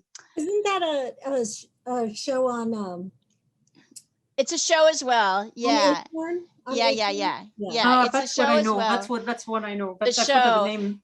She's a blonde. She's a really grumpy, like middle-aged woman who moves to the Cotswolds and then starts solving murders. And anyways, like she's really grumpy and she's a terrible cook because she was a PR person her whole life. You root for her though. I mean, she's sort of the anti-hero. Like she's really socially very bitchy, but she underneath it, of course, she has a heart of gold and she's kind of obsessed with success. I mean, you know, the first book, which is called The Quiche of Death, she moves to the village and she decides she wants to impress everybody by entering one of the village fetes in which there's a quiche contest. She wants to win. So she goes and she buys right.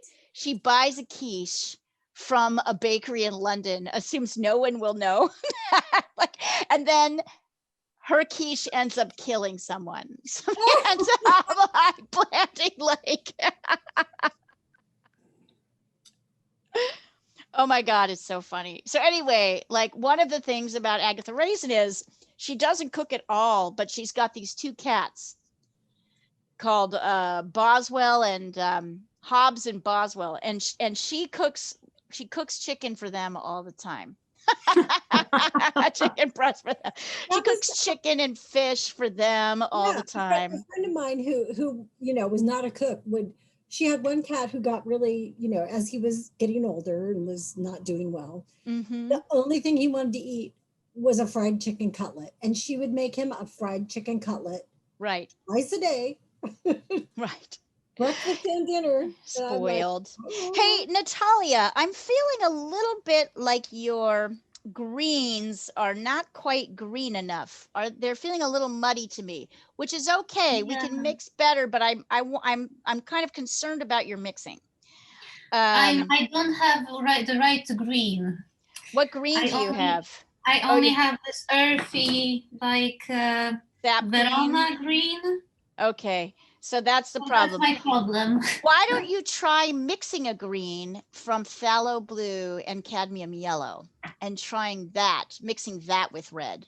Okay, try that. So see if you can get in there. So, I mean, I like the way you're laying your paint, but you're going to have trouble getting that green to look less brown and more.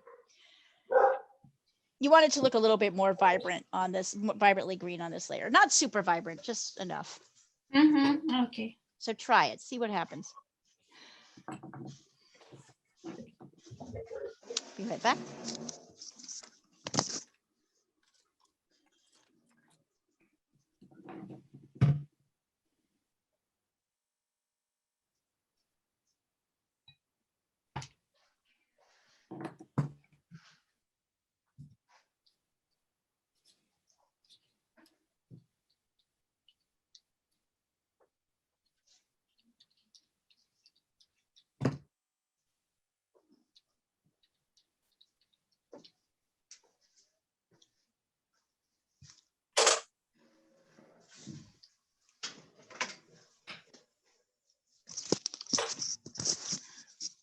So I'm trying to decide for our next lesson if I want to set up a still life that you guys all paint from, or if I want you to set up your own still lifes.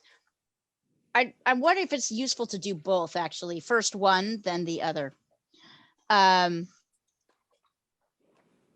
Eventually, I'm going to want you to set up your own still life, and we'll spend 2 or 3 weeks drawing and painting it, because I want you to have the experience of, so that's going to mean you're going to need to have your still life in the same place each time. You're going to need to be able to either leave it out or reset it up. And you're going to need to be careful about where you sit, sitting in the same place. So That could be a problem with fruit or flowers if a week later. I wouldn't recommend fruit or flowers unless they're fake. If you're gonna rot. Yeah. Yeah. I would say fake fruit or flowers. So it would be like vases and cups and things like that, like that would be your still life that you'd set up. But it's no problem if you use a fake one, if you use fake flowers or a fake fruit even. So anyway, I want you to start thinking about that. I will set up a still life for you the first time.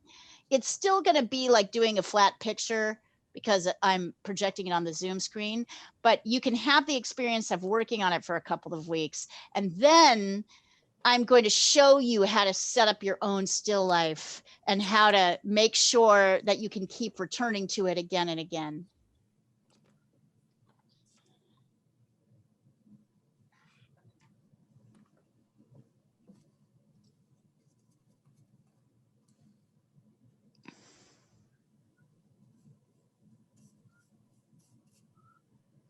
Because I think it'll be fun, and then you'll have to practice photographing it so I can see it, you know what I mean? Like, anyway, photographing it from the same place all the time. So this will be a good practice. I think this will be a nice graduation. And then we'll move to figure painting. So, which involves figure drawing. So I'll probably. We're not there yet. No, not yet. No. This is like 2 months from now. This is like 2 months from now, 2 or 3 months from now. Don't make me do people. You'll like it. You'll like it. In paint, it's a different thing. It's fun. Yeah. Animals are fun. People are horrible. Well, that is just a generally true statement. That's exactly The world. That is a generally true statement. Let's see. Yeah, much better, Natalia. See how much better that is? Yeah, there we go. Yeah. Okay, so you can just use your phthalo. You don't need to get viridian green. You just need to get your phthalo out and mixing. I hate those pukey, like, I don't know, crappy Verona. That stuff, I just think those greens are gross.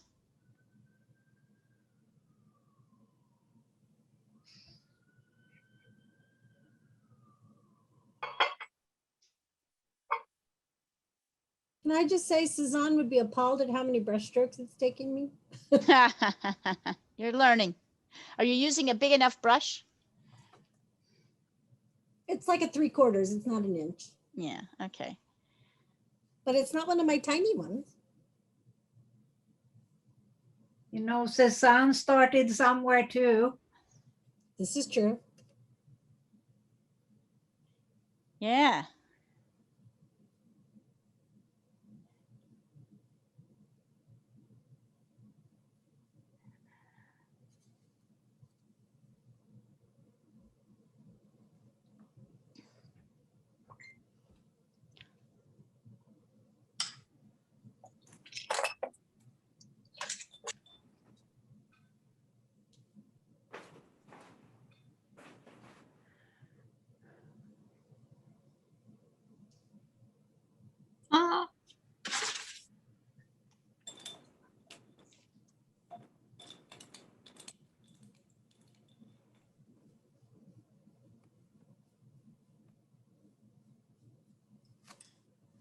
Yeah, I'm going to send you a picture of where I'm at. Yes, please.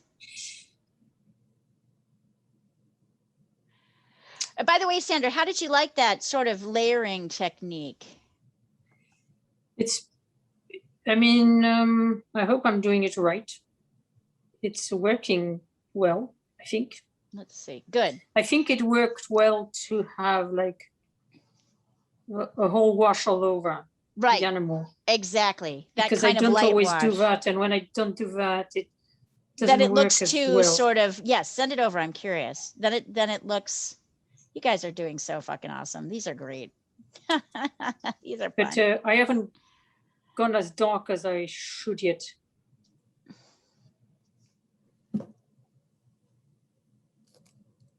Ugh, something doesn't look right.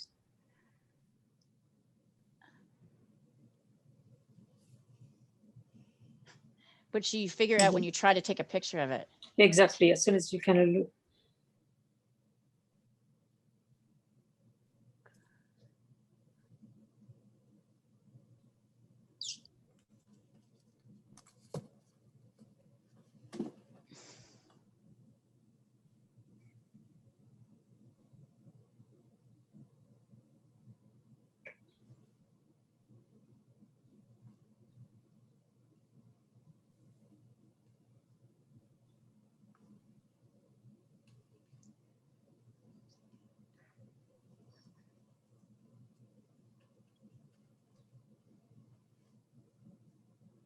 Ooh, let's see.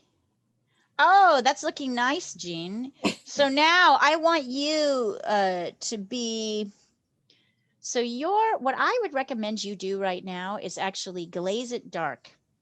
Glaze everything dark. And I'm trying to think of what color I want you to glaze it dark.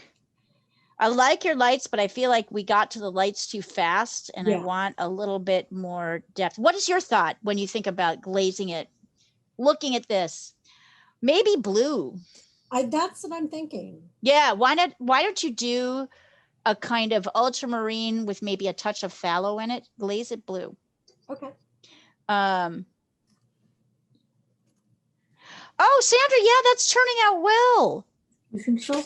Yeah. And I like these. See how these little bits of pink are popping through Right. in the fur, right? So you can kind of focus more on these. Oh, what's the mix on the gray layers that you're using? The eyes look fantastic, by the way, as always. So the gray layers, I'm using buff titanium from which is like a beige. Yep. And Payne's gray. Payne's gray, great. But I'm also using some turquoise in some parts. I see it. It's really working. So what I would recommend is take a little in the shadow areas of the animal. Take a little bit of Payne's gray and add just a touch of burnt sienna to make a slightly more shadowy color. Oh, okay. Right. So mix that. But that's looking wonderful. I feel like you're really getting somewhere with watercolor. I don't and know, this is a good push. I guess what bothers me is you can still see the brush strokes, but I guess that's how it is, you know. That's part of watercolor. So you need to learn to work with that, right? I don't mind it in other people's, but I mind it in mine somehow. Yeah, well, so you're learning, I think you're learning that the brush stroke is becomes much more expressive, right? Because you can't and I like it. I guess. I'm actually really liking your brush strokes because they feel like fur to me. You know where it's particularly working well, I'll show you where I like it the most, is this area up here. Oh yeah, this is what I meant using that flat brush. I loved it. It was like so much better than anything else I'd used. Look at this. It's so great. Now, if you want to, you can get like a bit darker up here so that this light edge kind of stands out more. So you might go with on the animal or on the tree? On the tree. Okay. On the tree. So that edge. But this is a fantastic, see, all you need is that. Right? This like scrub brush and you've got it. Yeah, it's amazing, that brush. I think the thing is, the thing to remember about with watercolor is, like once you lay it down, you're kind of stuck with it. So then you have to figure out how to work with it, right? Like, how do I work with whatever I've laid down? So the mark making becomes more important, right? Even more important. Like, it's an interesting, but I think this is great progress. Wonderful. And Oh, good. layering is great. And the handling of the fur is really great, and letting some of those things. Did you say burnt sienna? Yeah, just a touch. Okay. So that, you know, it like as an orange / red Right. that you can mix to get slightly glazed.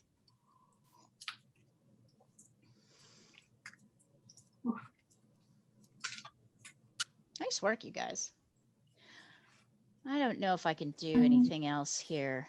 I'm a now. bit behind. What did you use for the background, the dark? Burnt umber, viridian green, and ultramarine blue. Okay. Mhm. So what's going to happen, you guys, is when we come back to this, whatever stage we're in next week, we'll glaze it. So Jean's doing her glazes now. We're going to make our decision about glazing next week and then add on our top light layers.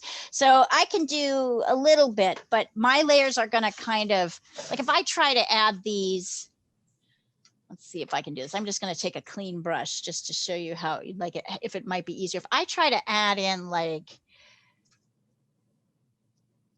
I don't know, this yellow now, you see how it kind of blends in with my green and it becomes kind of mushy. So this is the problem, right? With oil, is that at some point your painting's just going to go, nope, you're not going any further, right? Even if I try to add a little bit of red in here, it's still going to be a little too, I could maybe put a little bit in, but it's going to blend in a little bit much. If I try to add these kind of bright yellow pops here, it's going to blend. I could maybe get a little bit of it in, but I'd rather have this be dry and then add in these bright layers of color the next time. I mean, I can see. Really well. What? The blue worked really well. Yes, yes, I agree. I think that would, I'm sure, because that's like, I agree. Yes, I'm sure. Because that's like, see how I'm adding, I'm making it slightly lighter. So Jean, you just keep going, trying to add in your top colors. Your challenge on this next layer is to kind of get that brushiness, right? The streak, right? Without over painting, the kind of without the over. And I So- need to make my pears look not so Vincent van Gogh on a bad day.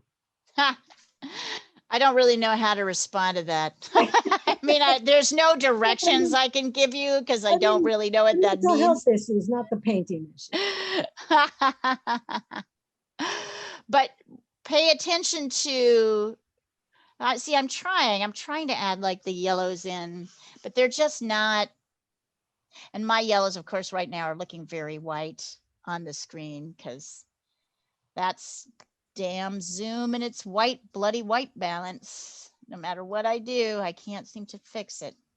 So you can lay down a little bit of, you can try to lay down a little bit of the top colors, but know that most likely we're going to work on this on the next layer. So if after we're at like hour 2 right now, so we've got another hour, there may be a point where you'll just want to, yeah, see, I'm kind of ruining it. I don't want to do that. You may want to either work on something else, try another painting. I would highly, so this is the nice thing about this class. You can leave early if you want to, but I would encourage you to have a couple of things going. So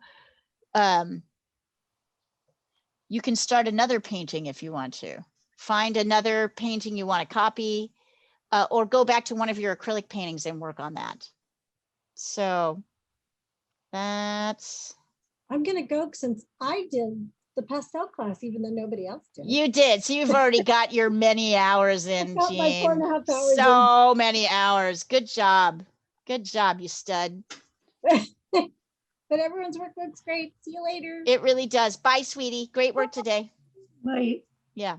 So yeah, you have the option of hanging around for a couple hours. Yeah, I don't really feel like there's very much more I can do to this right now that won't just sort of blend in with the top layers. So I am happy to let it go. So you'll see that the point of oil painting is a more layered process, and it's a forced stop in a way that other like mediums aren't. So other mediums you can kind of keep going, but at some point I'm like, yeah, I'm not going to get any further because my paint's wet. So let me walk away from this, come back to it fresh. And that's actually really kind of nice. Like, I don't know, I like it. I mean, I also like the quickness of acrylic. Sometimes there are certain subjects I like to do in You're acrylic. touching with a paw. There's certain kind of paintings I like to do with acrylic, but for the most part, I would say once you've gotten this, your sort of, second layer of color on, stop, and you can either go off and do something else, or you can work on a painting that you haven't finished yet. Andy, I like your goat with the face, by the way. I thought he turned out great. Sorry, sheep with the face. Sheep with the face. I thought he turned out excellent. Sheep without a face. And I'm happy to help anybody with anything else that they're working on. You could be working on a drawing. You could, I mean, there's a lot of things that you could do. Ah, Lana, looking nice. I feel like, Lana, these are you using Gamsol in these top layers? Like, is this Gamsol? Because it looks a little bit watery.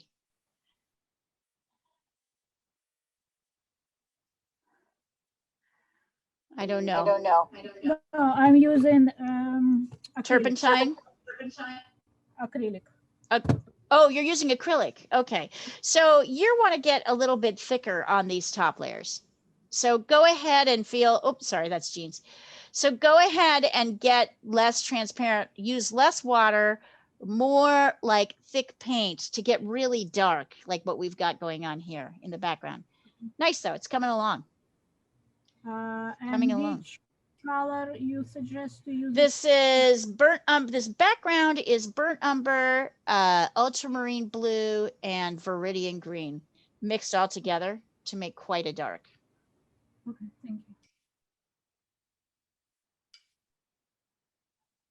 Nice. Lana, you are improving. Can you feel it? I still don't have patience. You have more patience though than you used to, don't you think? I do more, but I like to do one, done. Yeah. That's harder to do than you think. I like it. I like how it's going. I think you're doing well. I've worked with you for a long time. I'm seeing real progress, both in your drawing and in your paint layering. Like this painting is one of the more vibrant paintings I've seen you do. So I like it. I think it's going well. I don't have my controller next to me right now. Yeah. Where's Eugene? Where is he? He's away for a week, so I don't have anyone who controls me. He criticizes me, so I have freedom. That's so funny. Yeah, he's the boss. Your controller. I could totally see him going, Mom.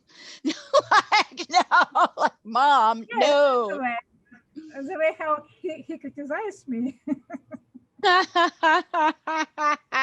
We usually separate each other's work. Okay. I don't look at your work. I don't need to criticize me here. Lana, is Eugene your only son? Is Yes. he your only child? That's why you guys are so tight. Yes. It's cute. Yeah, very tight. Yeah.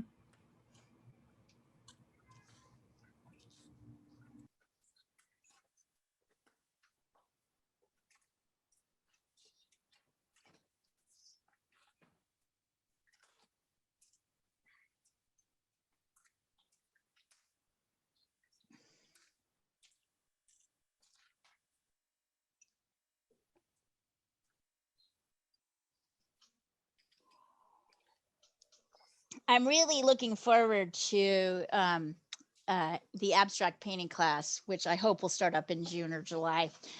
I think that's going to be a really fun addition. And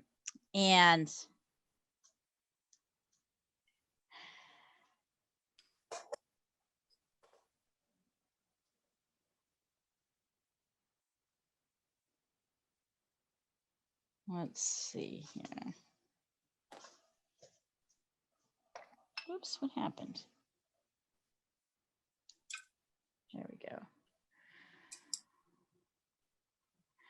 I was talking to somebody I know who does bookmaking. What do you guys think about that as a class, like collaging or bookmaking? Do you think about, does that have any interest for you, or would you prefer less crafty things and more? My Like wife art. just heard you say collaging, and she's like, I want collaging. All right, got it. See, I kind of thought so. So I'm talking to an That's what artist. Yeah, Huh? she wants collaging. Yeah, you like the classical stuff. Well, I like collaging too. I mean, I love Romare Bearden, and that's Yes. like amazing collaging. Yes. Yes. I think the abstract painting is a little bit going to serve this, but I was thinking it might be fun to hire a collaging teacher, at least for a set of classes, right? Like maybe a month of collaging or something. And maybe like a bookmaking class. Like there is a really wonderful bookmaker in town here. She does gorgeous like art books. And I'm like, I wonder if the students would like that. So yeah, I'm trying to expand out. I'm really reaching out to see what I have, how we can expand what it is that we do. For anybody who has little kids, by the way, I do have this kids art class. It's not part of the Reuters program. You have to pay for it, but it's just $10 a class. It's on Sundays at the same time as Marie's class. So if you know anybody who wants to, who has kids who'd like to take the class, you can let me know, and I'll drop you the registration link. So are you trying to turn us into full-time art students? Yeah, I guess a little bit I am. I was more thinking as we talk about like bringing NBC on as well. I was just thinking about different, what other people might want, right? Like what like expanding as we get more people in, how do we get more people involved? I mean, my classes are pretty hardcore. You have to really want to work, right, to do well in these classes. This is not, I don't mean that you're not working in collage or bookmaking. I just mean it's a different, like my pace is I'm like pretty much like chop, right? You're going to be doing, it's not for everybody, but there are art classes that could appeal to other people too. So yeah, I'm just thinking about it. Like what would be the most relaxing, what would provide the most benefit. So yeah, I don't know. If you have ideas, let me know kinds of classes you'd like. It would also maybe be kind of fun to have I don't know, an art book club that met once a month, or an art history series. I would love to see if I could find somebody to teach art history. That would be fun. Wouldn't that be neat? Wouldn't that be neat? I'll do. So maybe, yes, maybe Diana, I am trying to turn you into full-time art students. Like maybe I am doing that.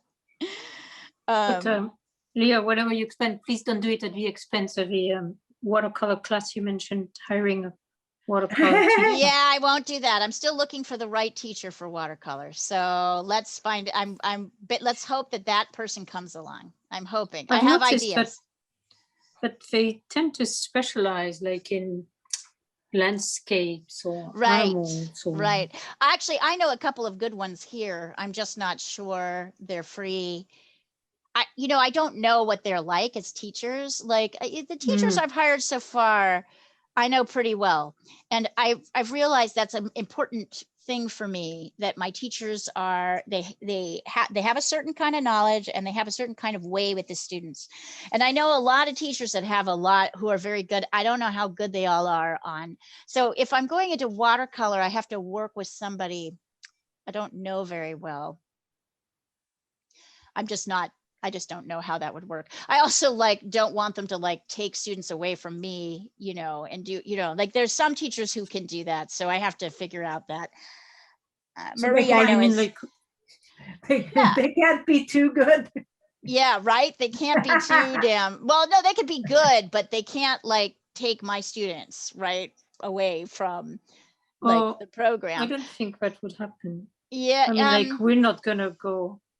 Well, yeah, but yes, anyway, there are teachers who would do that. I know teachers who have done that, who worked for one person and then like, yes, I know you guys wouldn't really do it. And also you'd have to pay, right? Like if Exactly. you went. So There you that's go. probably the real, like we get the businesses. I think that's why this model works, because the company pays, right? For the most part.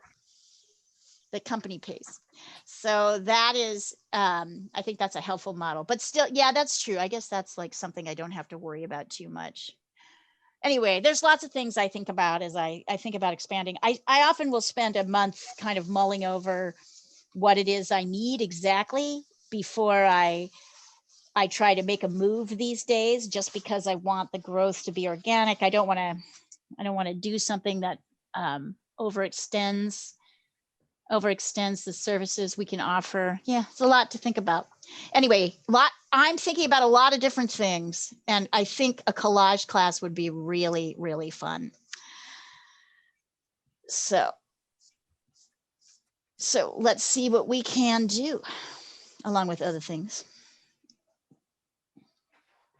Natalia, that's looking good. Okay, Andy, looking pretty good.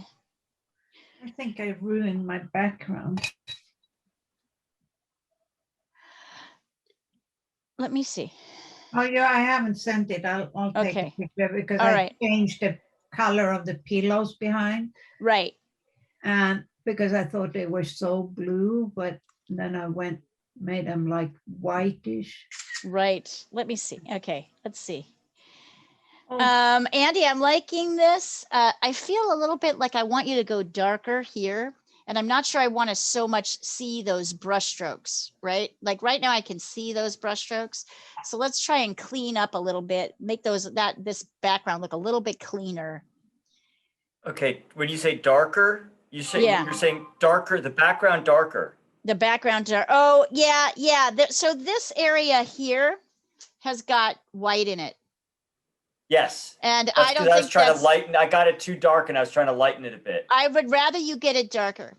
So Okay. go back over with super dark, make it really, really dark, and we will lighten it in the next. We'll lighten it in the next class. So yeah, go dark. Oh, Julia, not there. I don't know, Diana. It's not bothering me. Okay. You can just glaze the background blue, the white part blue. Okay. And then it all has a slightly bluish cast. Yeah. Yeah, and then I think that'll solve that. You know, with me, it's always glaze it. Just glaze it. That'll fix it. It does most of the time, not all the time, but it'll often fix it.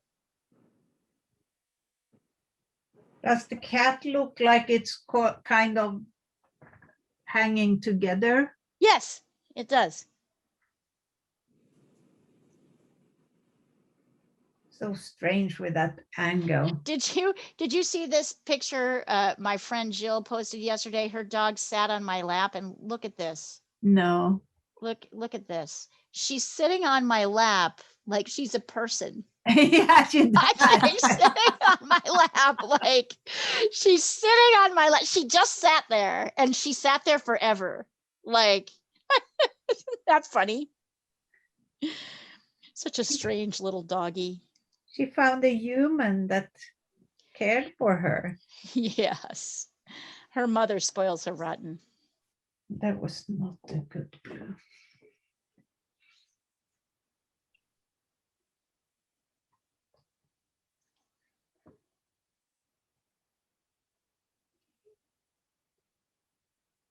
What's the point in having pets if you don't spoil them?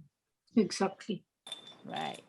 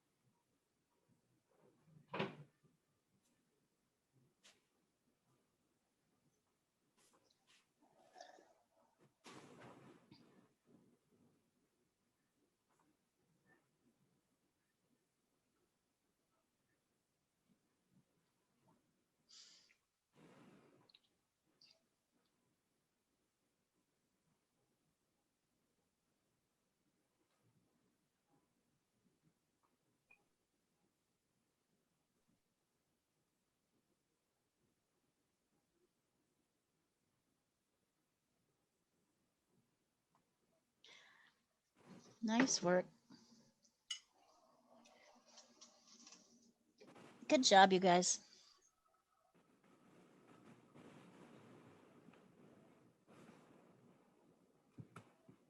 Hey, Leah, So, yes. I was going to say, aside from darkening that background, I feel like I should put this aside before I make some. Yeah, leave it. Yes, you can totally put it aside. And now Yeah. you have a couple of options. You can work on a drawing. You can work on one of your acrylic paintings. You can check out and do something. You can leave class and do something else. So the nice thing about this class will be that like sometimes we'll have time to work on extra stuff. I can send you yesterday's drawing assignment if you would like it. It was a glass of water. Well, So whatever you want to do. I'm going to clean up my oil stuff here to separate it, but I wanted to ask you a couple things about Cleaning. my goat or sheep. It's somewhere on the continuum. Okay. All right. Send it over. Send it over to me again. Remind me and send it to me. Let's Great, do that just- first. And then I'll talk about cleaning up your brushes. We'll talk about cleaning that. I'll Oh, actually don't take... clean up first? I feel like if I don't clean up, it'll be a disaster, but. Oh, I see your point. Yes. All right. So clean up first. So let's see. One of the things, so as I said, you'll have, so I have all my brushes that I use kind of laying in this turpentine. So you can take them out and wash them with warm water and like dishwashing soap or even regular soap. So you can totally do that and then put them upside down, put them with the handles down, the brushes up so that they can dry overnight. The big thing you have to be careful about is that this Gamsol or turpentine, you cannot pour that down the sink. So what you need is a jar that you can collect it in. And every time you pour a little bit of the extra. So what you want to do is here, hold on. I'm going to say I'm taking these out. I'm done with these. I'm going to pour this into a jar with a lid, right? You're going to do that. And then you'll take a paper towel. Here, hold on. And you can kind of like clean out, like scrub out the jar so that it's clean. You want to kind of get all that paint and turp out. Now you can throw this away. You can throw these away, these paper towels, but you cannot dump turpentine down the sink. So that's the big thing, or Gambar. You can't dump either of those things down the sink. So you need to clean that out. You can let this dry, use it again. Wash your brushes with dishwashing soap or stick them in, pour a little Murphy's oil soap into a jar and stick them face down and let them soak overnight in Murphy's oil soap and then wash them the next day.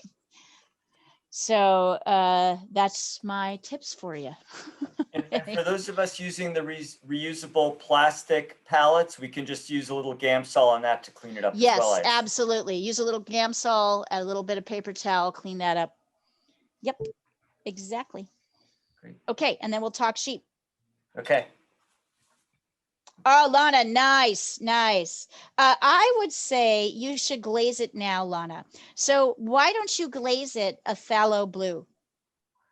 Like Jean did with hers, glaze it blue.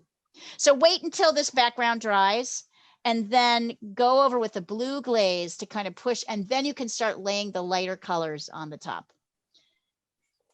Oh yeah, there you go, Natalia. This looks great. So Natalia, this is a good place to stop. Yeah, I need Let's to stop hear here. that. Let's I stop can't here. So I know it's late for you out there, honey. So you can Yeah. continue working on something else, or you can totally just pop off and go to bed. Yeah, I think I might do that. So did you This hear time. that, what I said about the whole, about cleaning your brushes? Do you have any questions about cleaning up from oil? No, So I think I'm good. Okay, so just make sure you clean up your your palette knife, right? Don't be like me, clean it up in between by wiping it off before it gets dry. If you're using palette paper, you can just roll it up and throw it away. Put this somewhere where it can dry and wash your brushes out with warm water and soap and water. Okay, Yes, will do. and yes. All right. Good night, Natalia. Good night. Bye, Thank you Natalia. so much. Bye-bye. See you later. See you next Bye. week. Bye. See you. Bye. It's nice to have this extra hour, isn't it? Because then Yes. there's no rushing, right? Nobody's rushing. Like you don't necessarily have to stay for the whole 3 hours, but if you want to, it just is a more leisurely, and that's a Sunday thing. I feel like, on Sundays we have a little bit more gas in our tank. Okay, Leah, I'm sending you the koala again. Let's see. Let's see.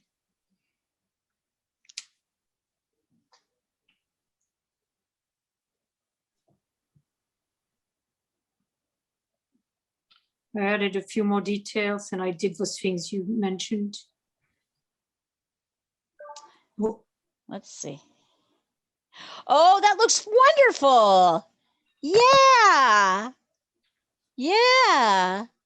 did I make the green background Oh, darker? so cute. Oh, it's so great. See how darkening the tree trunk around really helped push Yes. this forward. And it shows that the other tree trunk is behind it. Yep, it absolutely does. Great brush mark making. Yeah, Sandra, this is for you. Watercolor is for you. So you Should may I- want to, Should I make the green background again? Because it's light. sure. Yeah, I think it didn't- would look It went lovely. very light. Yes, which is always happening with watercolor. Yeah, go darker with the background. Go darker green with the background. It's lovely. It's so pretty. Oh, these are just so great. So fun. Yeah, I also like this class because it's more of a everybody does what they want class. I mean, you can do the assignment with me, but you could totally do what like Sandra are doing. And actually all the classes are like that, but I think this one is particularly like that. I'm not feeling so rushed.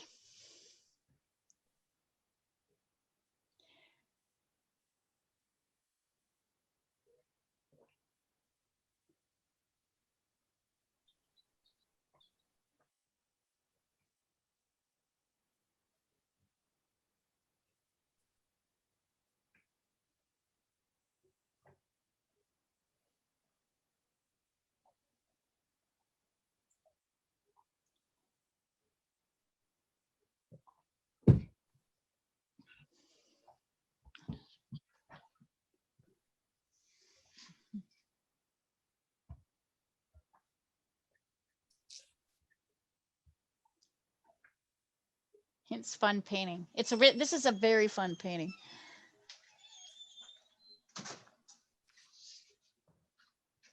How's the Senor? Is he out in the catio? He's inside in his cage. Oh, maybe we should put him out in the catio.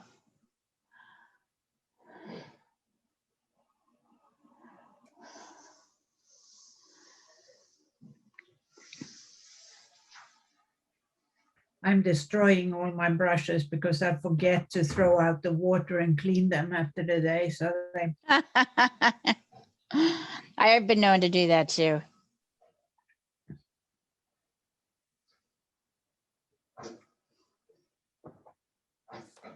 It's probably going to try a lighter still. I must say, I'm really enjoying this.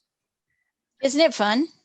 It's fantastic. And wait till we get into more practice. Wait till we get into practice with white. I think you're going to find a new lease on watercolor Yes, life. because at the moment I don't dare do animals out of white. I Right? have to have a guinea pig debacle. The guinea pig debacle. but you're doing an animal now. Yeah. Yeah, but I make sure it's not a panda. He wants to make sure it's not like something with a lot of white and dark.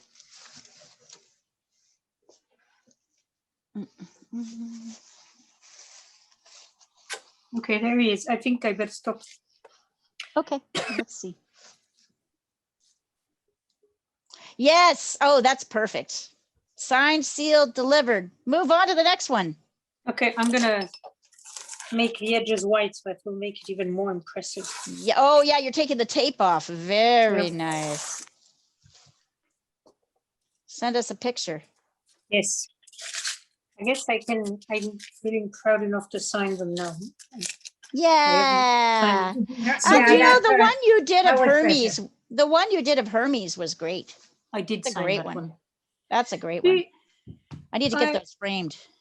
Should it be signed in pencil? I read that's a convention. Yes, Yes, Okay, always pencil. yes. thank you. I didn't know that until I. Because ink like reacts to. I usually will I will often matte my watercolors and sign the matte in pen, but if I'm signing on the watercolor, it's pencil. But it should be signed on the watercolor. If you Yes. sign on the mat, Right, that's true. It's not someone wants really. to On the reframe mat it or on with- the watercolor? On the watercolor, right? Yes. Well, yes, I was just saying that I sometimes don't sign the watercolor. You know, if somebody's spending like 25 or 30 bucks on a watercolor, I am not signing it. I'm sorry. I'm like, there are certain things that I do where I'm like, I'm not signing this. This is not about Oh, I saw you signing. did an otter. What's that? Oh, I yes. saw you did an otter. That's one of my Very nice. best sellers. That little otter. Otters or animals? That otter, I have an animal painting line, and that otter, that image is one of my best selling images. Oh, you mean you keep making that otter? I don't keep making it. I turned it into a print. So the Oh, I see. original sold a long time ago, but the print just keeps on selling. It's really, yeah, I don't really want to paint. Once again, I try to limit my time on those because the money is kind of limited, but like, yeah, I love that one. And I just keep remaking it and people just, yeah, keep buying. Oh, Sandra, that looks great. So great. Aw, I'd post that one on Facebook if I was you. Show your friends. Yes. I was wondering if I should post the 2 botched up rabbits as well. The rabbits weren't that botched up. They're good. Yeah, Okay. they are. They're good. You're too self-critical now. Yes, Oh, I agree. I actually got a publisher in Sweden that asked if he could represent me to sell pet portraits in Sweden. oh, there you go. So, and That's take awesome. a cut, no doubt.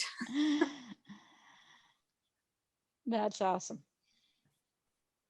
We'll see what happens with that. It all adds up. Yeah, It well, all adds up. It's amazing. All of a sudden, you're making a living. I don't think I'll get that far, but At least it's a good side hustle. yeah.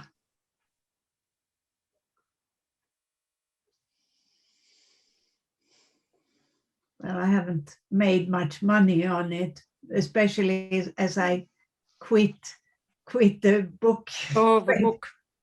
Oh, you did quit the book.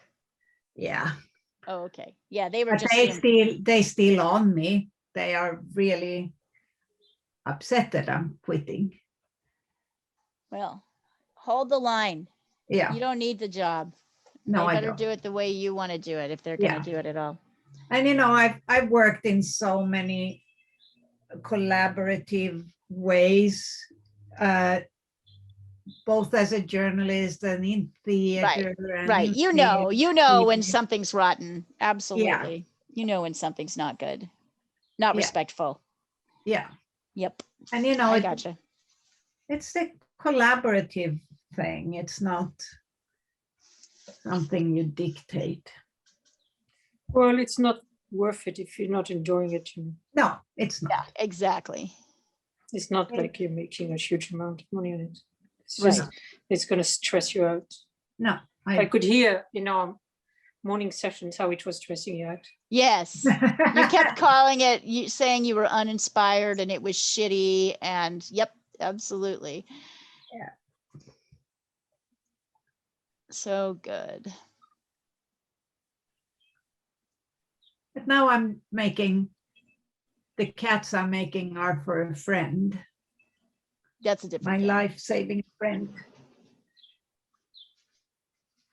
So what you hear now is the leaf blower of a rude dog's master. He's like an incessant leaf blower. Oh my And he's the God. first to complain if there's any noise.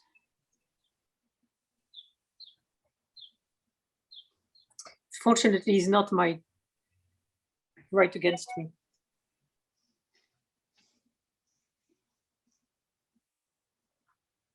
There's always one.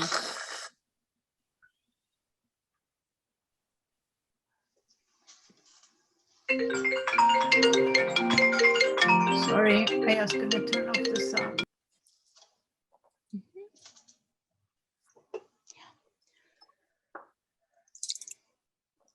I'm going to clean my bathroom. Okay. Leah, Yes. I have a question. Lay it on me. So I haven't really done what you said to do, which is to put the colors all in a pan that you keep, right? Yes. Because instead what I've been doing is more like what you do in acrylic, which is to take out the colors that I'm going to need for this particular painting. Okay.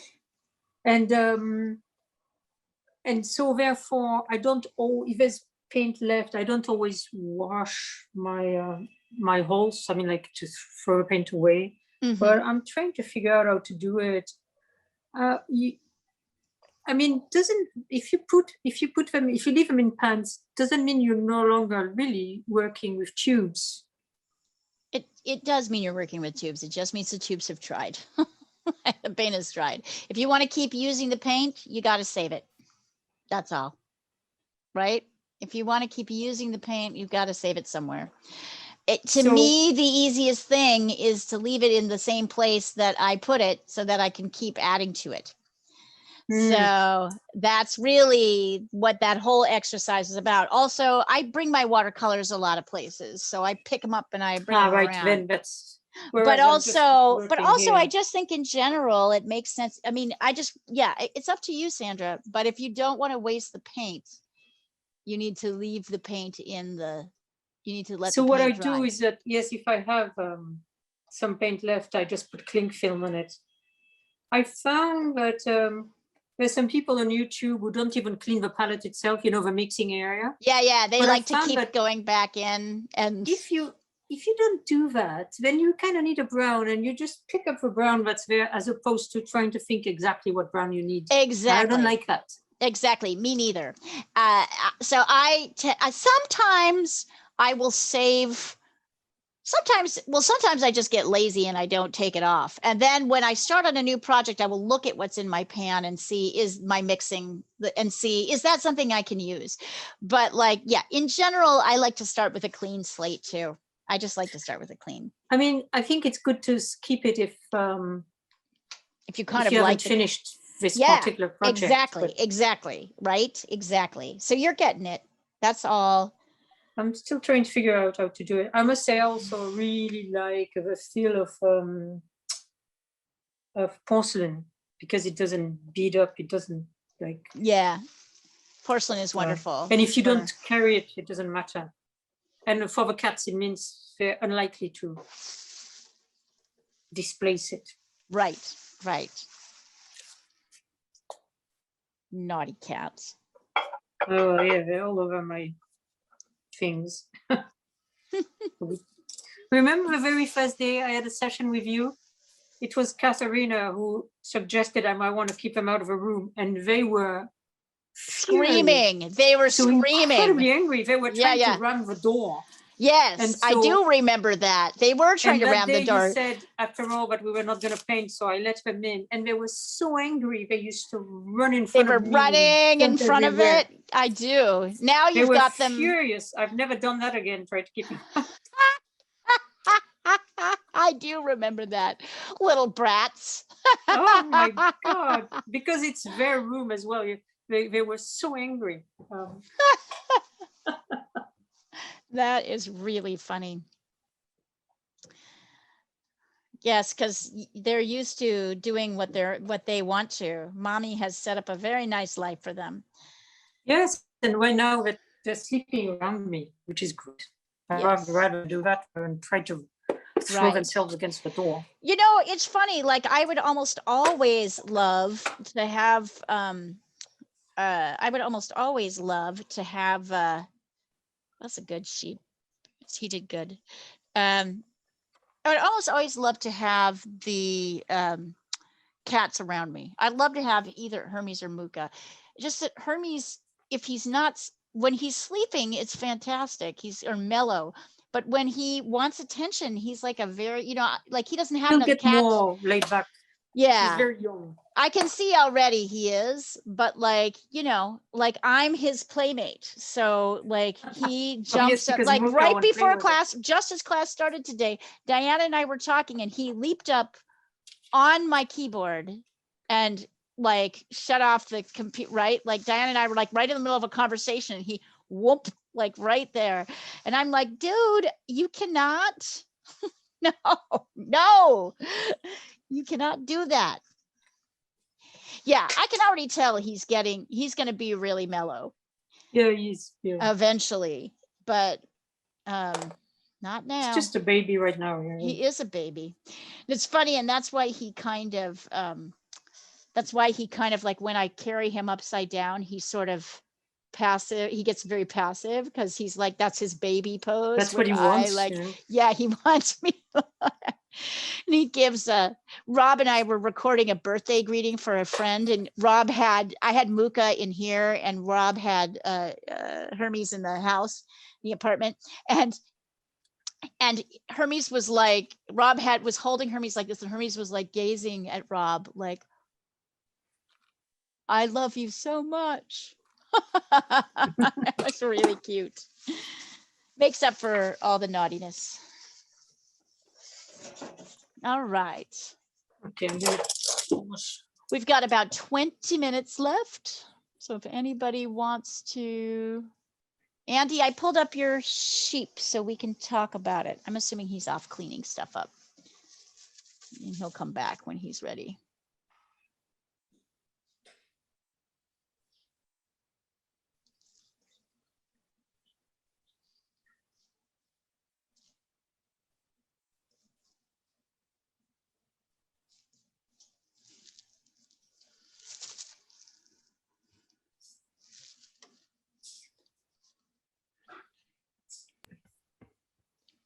Sorry about that. That's all right.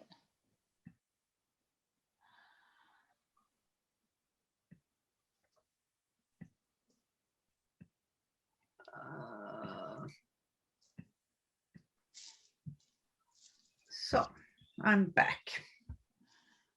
Okay. Oops. I was just saying we've got about 20 minutes left. So see what you can do in 20 minutes. Yeah, I'm getting a little bit done with this kitty, but it's hard. I have to work a little bit more on the face. I know that. Okay. Oh, did you want me to look at something? I'm sorry. I can. Yeah, why not? Why don't I send it over? Okay. Now that I've glazed it. Yeah.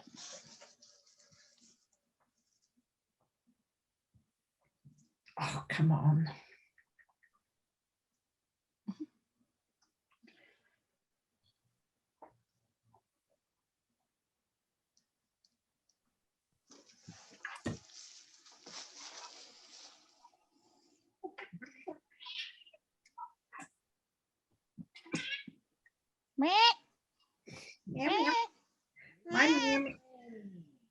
My sweet Meme has gone to lay down on the bed behind me, so that's nice. Good.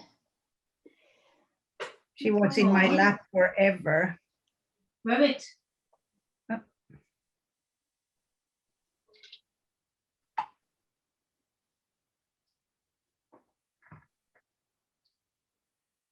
I sent it. Okay. Oh yeah, it's looking great. I don't know, Diana.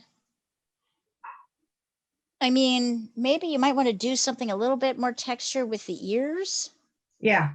But other than that, I'm feeling pretty good about it. I like the paws. I like the colors. It's reading cohesively.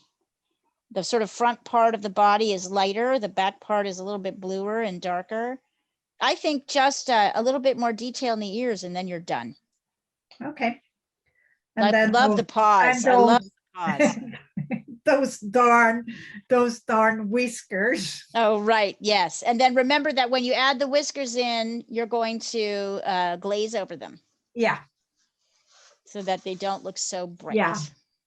That made a difference on the other, so, Yeah. or maybe even mix a color. Yeah. Slightly darker, like have a darker and a lighter. Mhm. Remember that white is this a little bit goes a long, long way. Yeah.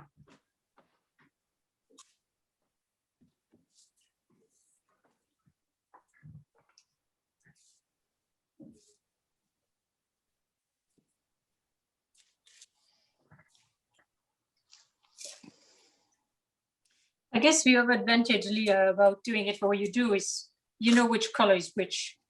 Yes, that's the Because idea. I don't. It's just I have to test. That's the thing. So it's efficient. It's just more efficient. Do you do you believe in this this color wheel mixing? I mean, the complicated one. No. Okay. I like a simpler one. I mean, I think it can be helpful, like if you're using a lot, but if you're using the colors that I'm asking you to use, I mean, I think it's a little bit, I find it more overwhelming than anything else. Right. It's a bit complicated, I guess. Yep. I mean, I think it'll, you know, anything that confuses more than it helps.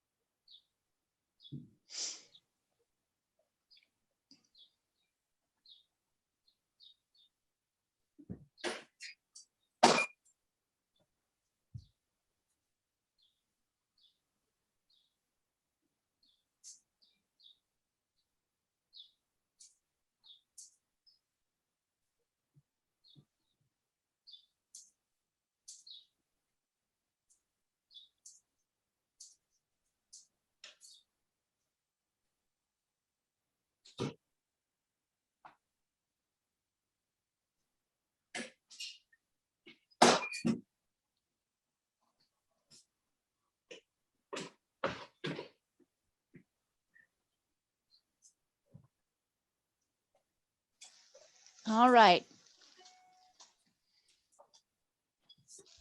Anybody else need me for anything? No, I think I'm good. Yeah. You want to abandon us? It just doesn't seem like anybody needs me. I don't need to. I mean, I No. got stuff to do, but like, Sandra and I can hang out on your, just don't Ha! turn it off. And we Pretty can much hang done, out. Laura. I've just cleaned up. you're done. All right. But Okay. good work. I think you're getting there, Sandra. You're starting to get there. Thank you. I'm Yeah. enjoying it. So I'm starting to come. It's starting to happen. So I just went on Unsplash and found some incredible like sources for us. I'm like, oh my God, this stuff is so good. Yeah. So for By the way, watercolor this Leah, week. is there a website where you can buy like or sell secondhand art materials? I have no idea. Okay. I don't think so. eBay. I think there is, maybe? but I don't know how good they are. Yeah, maybe. I'm not Maybe sure I would. eBay. I've never in my life bought secondhand art materials, so I've never done that. I meant not tubes, but more like a Yeah, I palette just or haven't something. done, I've never done Right. that for any art material ever. So, but that's, I don't know. Yeah, I don't know. I've never heard of anything. There must be something, but I don't know I what it think there is. is, but Yeah. Yeah, because it's so expensive, so I'm sure people would appreciate it. well, also, sometimes you try a brand and you don't like it. Like I have brands of pastels that I don't use, for instance. I don't know, but I'm willing to part with them. But in theory, I should. In theory.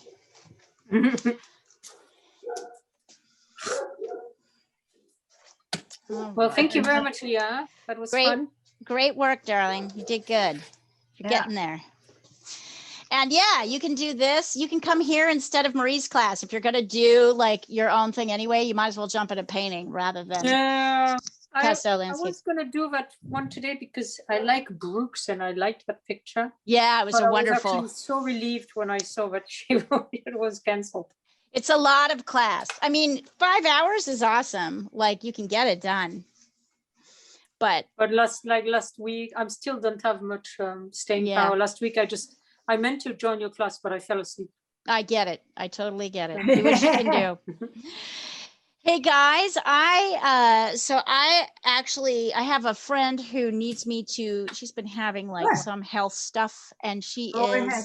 needing me to pop out. So unless anybody, Andy, I know you wanted to ask about the, No, go with your friend and we'll talk later. we will talk later. All right, you guys, great work. We'll finish this next week.